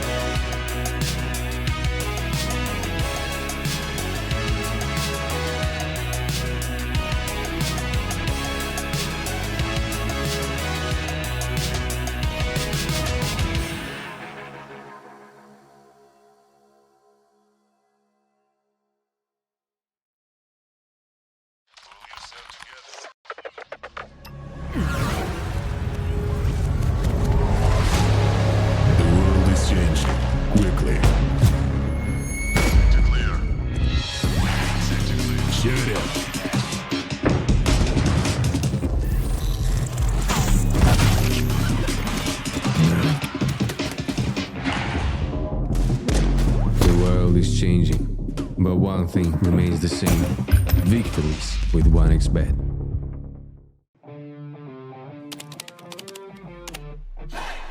Sell in-game items at the best prices in just a couple of clicks. We are the biggest instant sell service for in-game items like Counter-Strike 2, Dota 2, and Rust. Easy selling process and instant withdrawal of funds to the most popular payment methods. More than 140,000 deals and 50,000 active sellers every month. Use promo code HLTV5 and get a 5% bonus on the sale of your skins. Skin Place. Sell items now. Since the dawn of CSGO, we have been there. Observers of all that competition can reveal. Elation, fear, triumph, and heartache reach out from every frame. From the small studios and conference rooms to the epic arenas, the feeling is still the same. We live and breathe this game. This was CSGO Through the Lens. Buy now at hltv.org/shop.